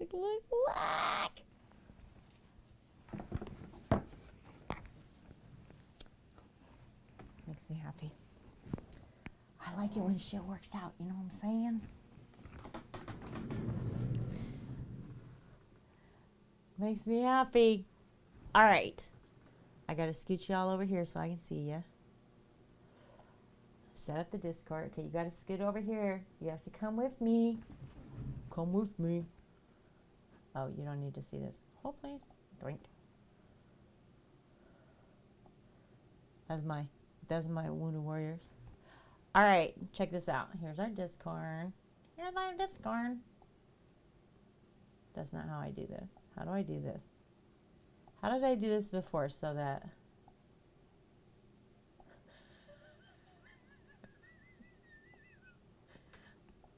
I'm gonna go the hard way, right? We're gonna Okay, I'm so dumb. Oop, don't look at the names. You guys are so nosy. Okay. Look, this is Blaze. This is the planets, including Pluto, on wooden bookmarks. These are so cool. Blaze's light and shadow is so good. So good.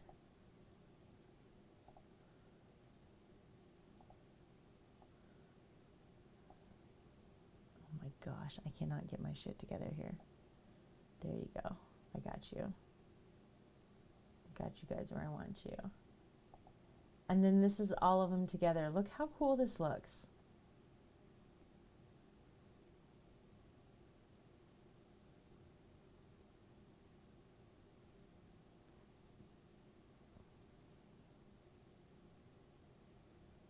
In order even. So awesome. Lady B getting stuff ready for the first craft fair. She has some acrylic pour pendants.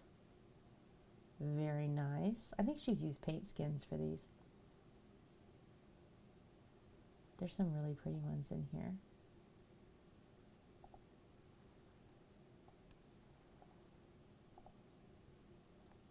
There you can see those details better.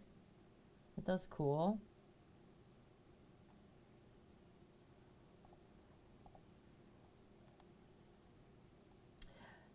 Gorilla is making, I think he said he's going to make, or he said he should make one for every season, these little flags that you can personalize with your name on them. I think that's cute. Mrs. Kilted Day 6, 426 stitches. You can actually start to see the whole head here. Up here, you can see, here's what it will look like finished. And she's done this much. And she's already done almost 500 stitches on just the head. So much.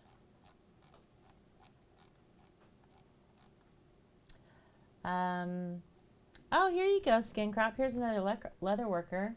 This is Cadence. Don't step in the paint tracks. Come over here. Don't get in the paint. No, don't get in it. Don't get in the paint. Don't push that off the desk. Yeah, so here's a piece that he's working on. It's like a little wallet.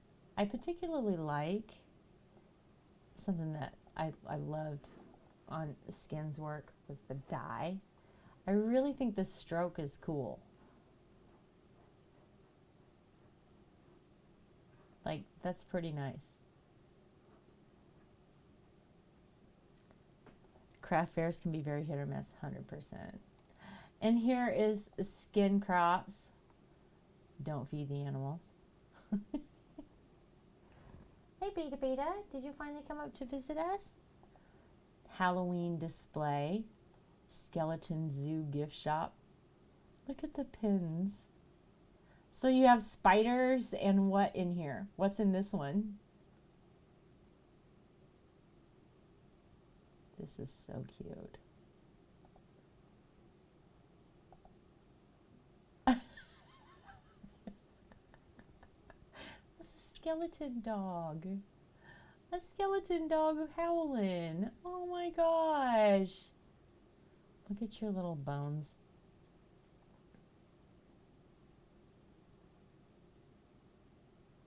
Rooster fighting a cobra and a boa over a demon egg. Oh my gosh. Kiss the cook. So good. I love it. I love it.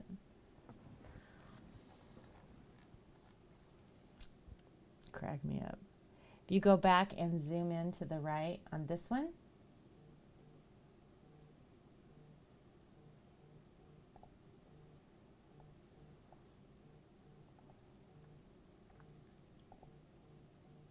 oh my gosh, yes, look at all this going. Dude's got an attitude right there.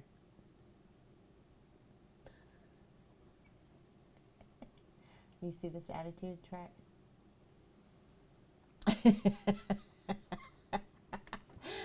Oh my gosh, that's fabulous. Pond Frogger, so it was all misty. Oh my gosh. Don't step on the keyboard. Okay, Trax. Ugh.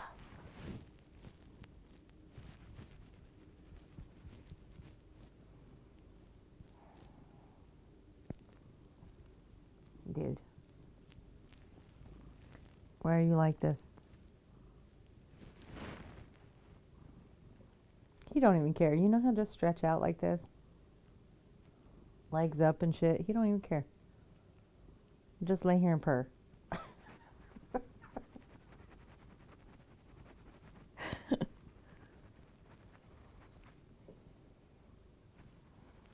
I pet your belly.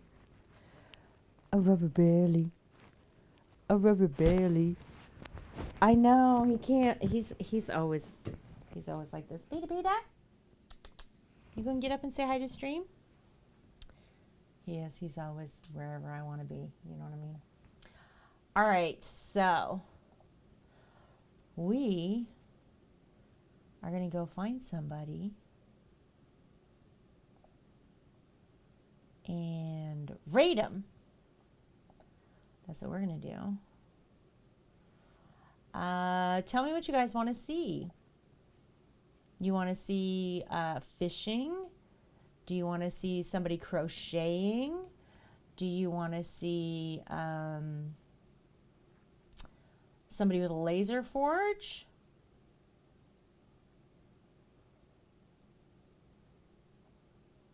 You want to see games? You want to see music? Animal Crossing? What sounds good?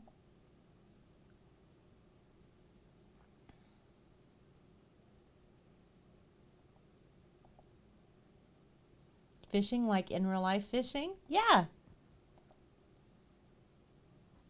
Oh, it was so nice talking to you, Maven. It was fun for me. This was really like chill for my stream. And I love it. So relaxing. What's up, Beta Beta? You come say hi, everybody? They're leaving. They're leaving and you didn't even say hi to them. Yeah. Come here. Come on. No tracks. Let your brother have a turn. Come here. Come say hi. You're not going to do it. Going to sit over there and be the diva cat that you are and not do it. All right. Let's go see some real life fishing. We can do that.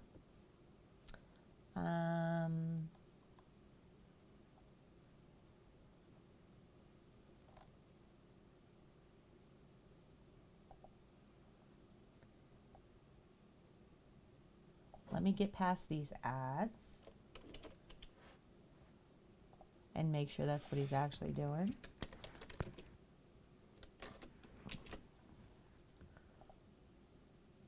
Still waiting. Still waiting. Why do people put peas in spaghetti? It's disgusting. I hate this ad. So wrong.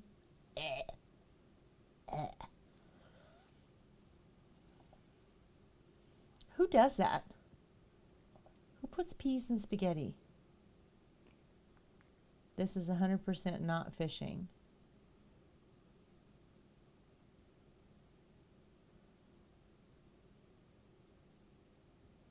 He's running some errands. What is an RTMP server? He's not fishing. He usually fishes. He's not fishing.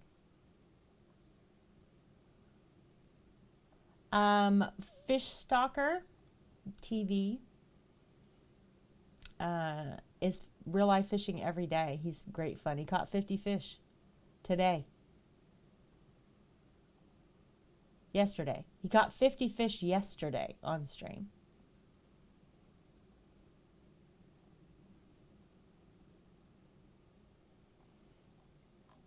I have no idea what this is, but this is not fishing. Flex. There he is right there.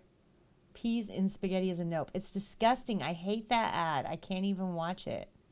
Yeah, skin, fish, skin. Skin is a leather worker. fish is a fisher. There you go. Now you know each other. Now you're friends. I don't know what Ron is doing. So he's not fishing, so we're not doing that. Fish, you know anybody fishing right now? That we could go see?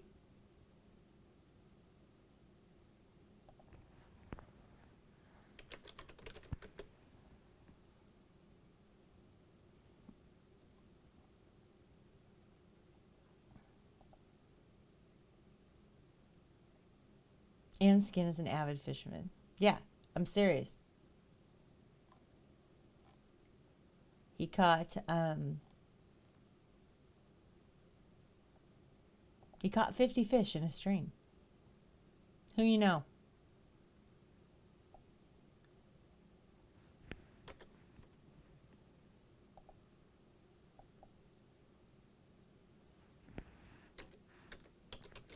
Point Blank is on?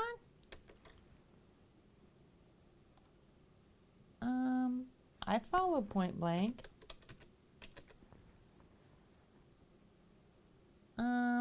I don't see them.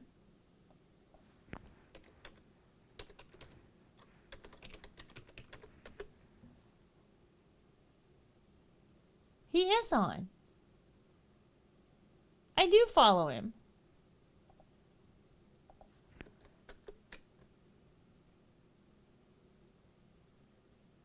Why isn't he in my list?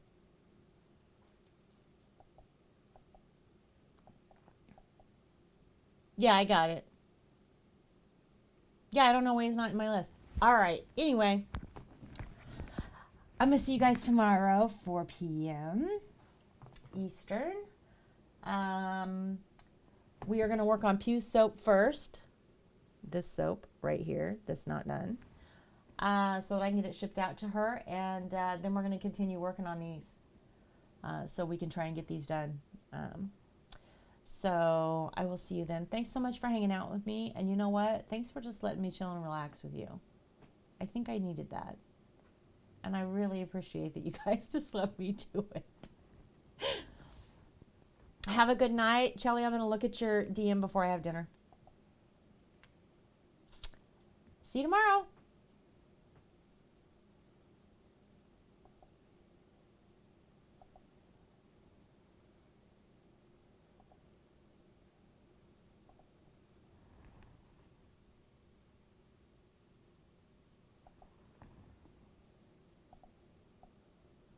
Is this person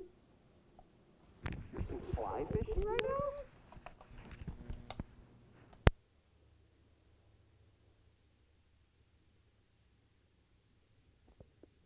Oh, Miss Ray? Bad timing, yeah. Way bad timing. If there's someone we can raid, would be cool. Send to all these raiders that we appreciate the raid. Thank you so much. Appreciate that. What's up, Fish Stalker? Mike just went live. Me raid. Thank you. I appreciate the raid. Unfortunately, we're just getting off. We just was saying we caught one brownie today. One brown trout.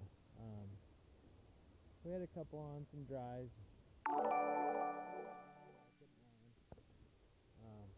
Yeah. We'll get them next time, hopefully. At least we didn't get skunked.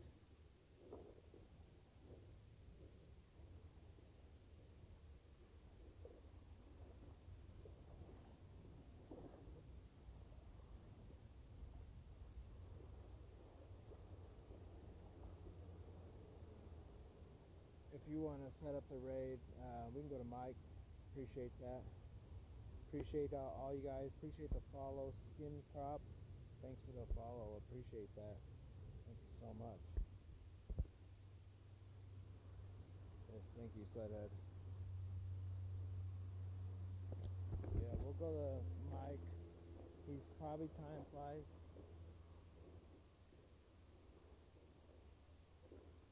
I appreciate you guys being here as always. Thank you so much. I'm trying to find a way out of here.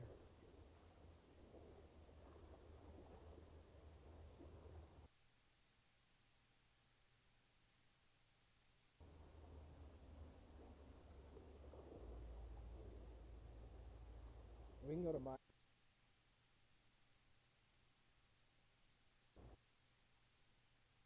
Here's a spot I can get out of maybe. It's wicked, but we'll try it.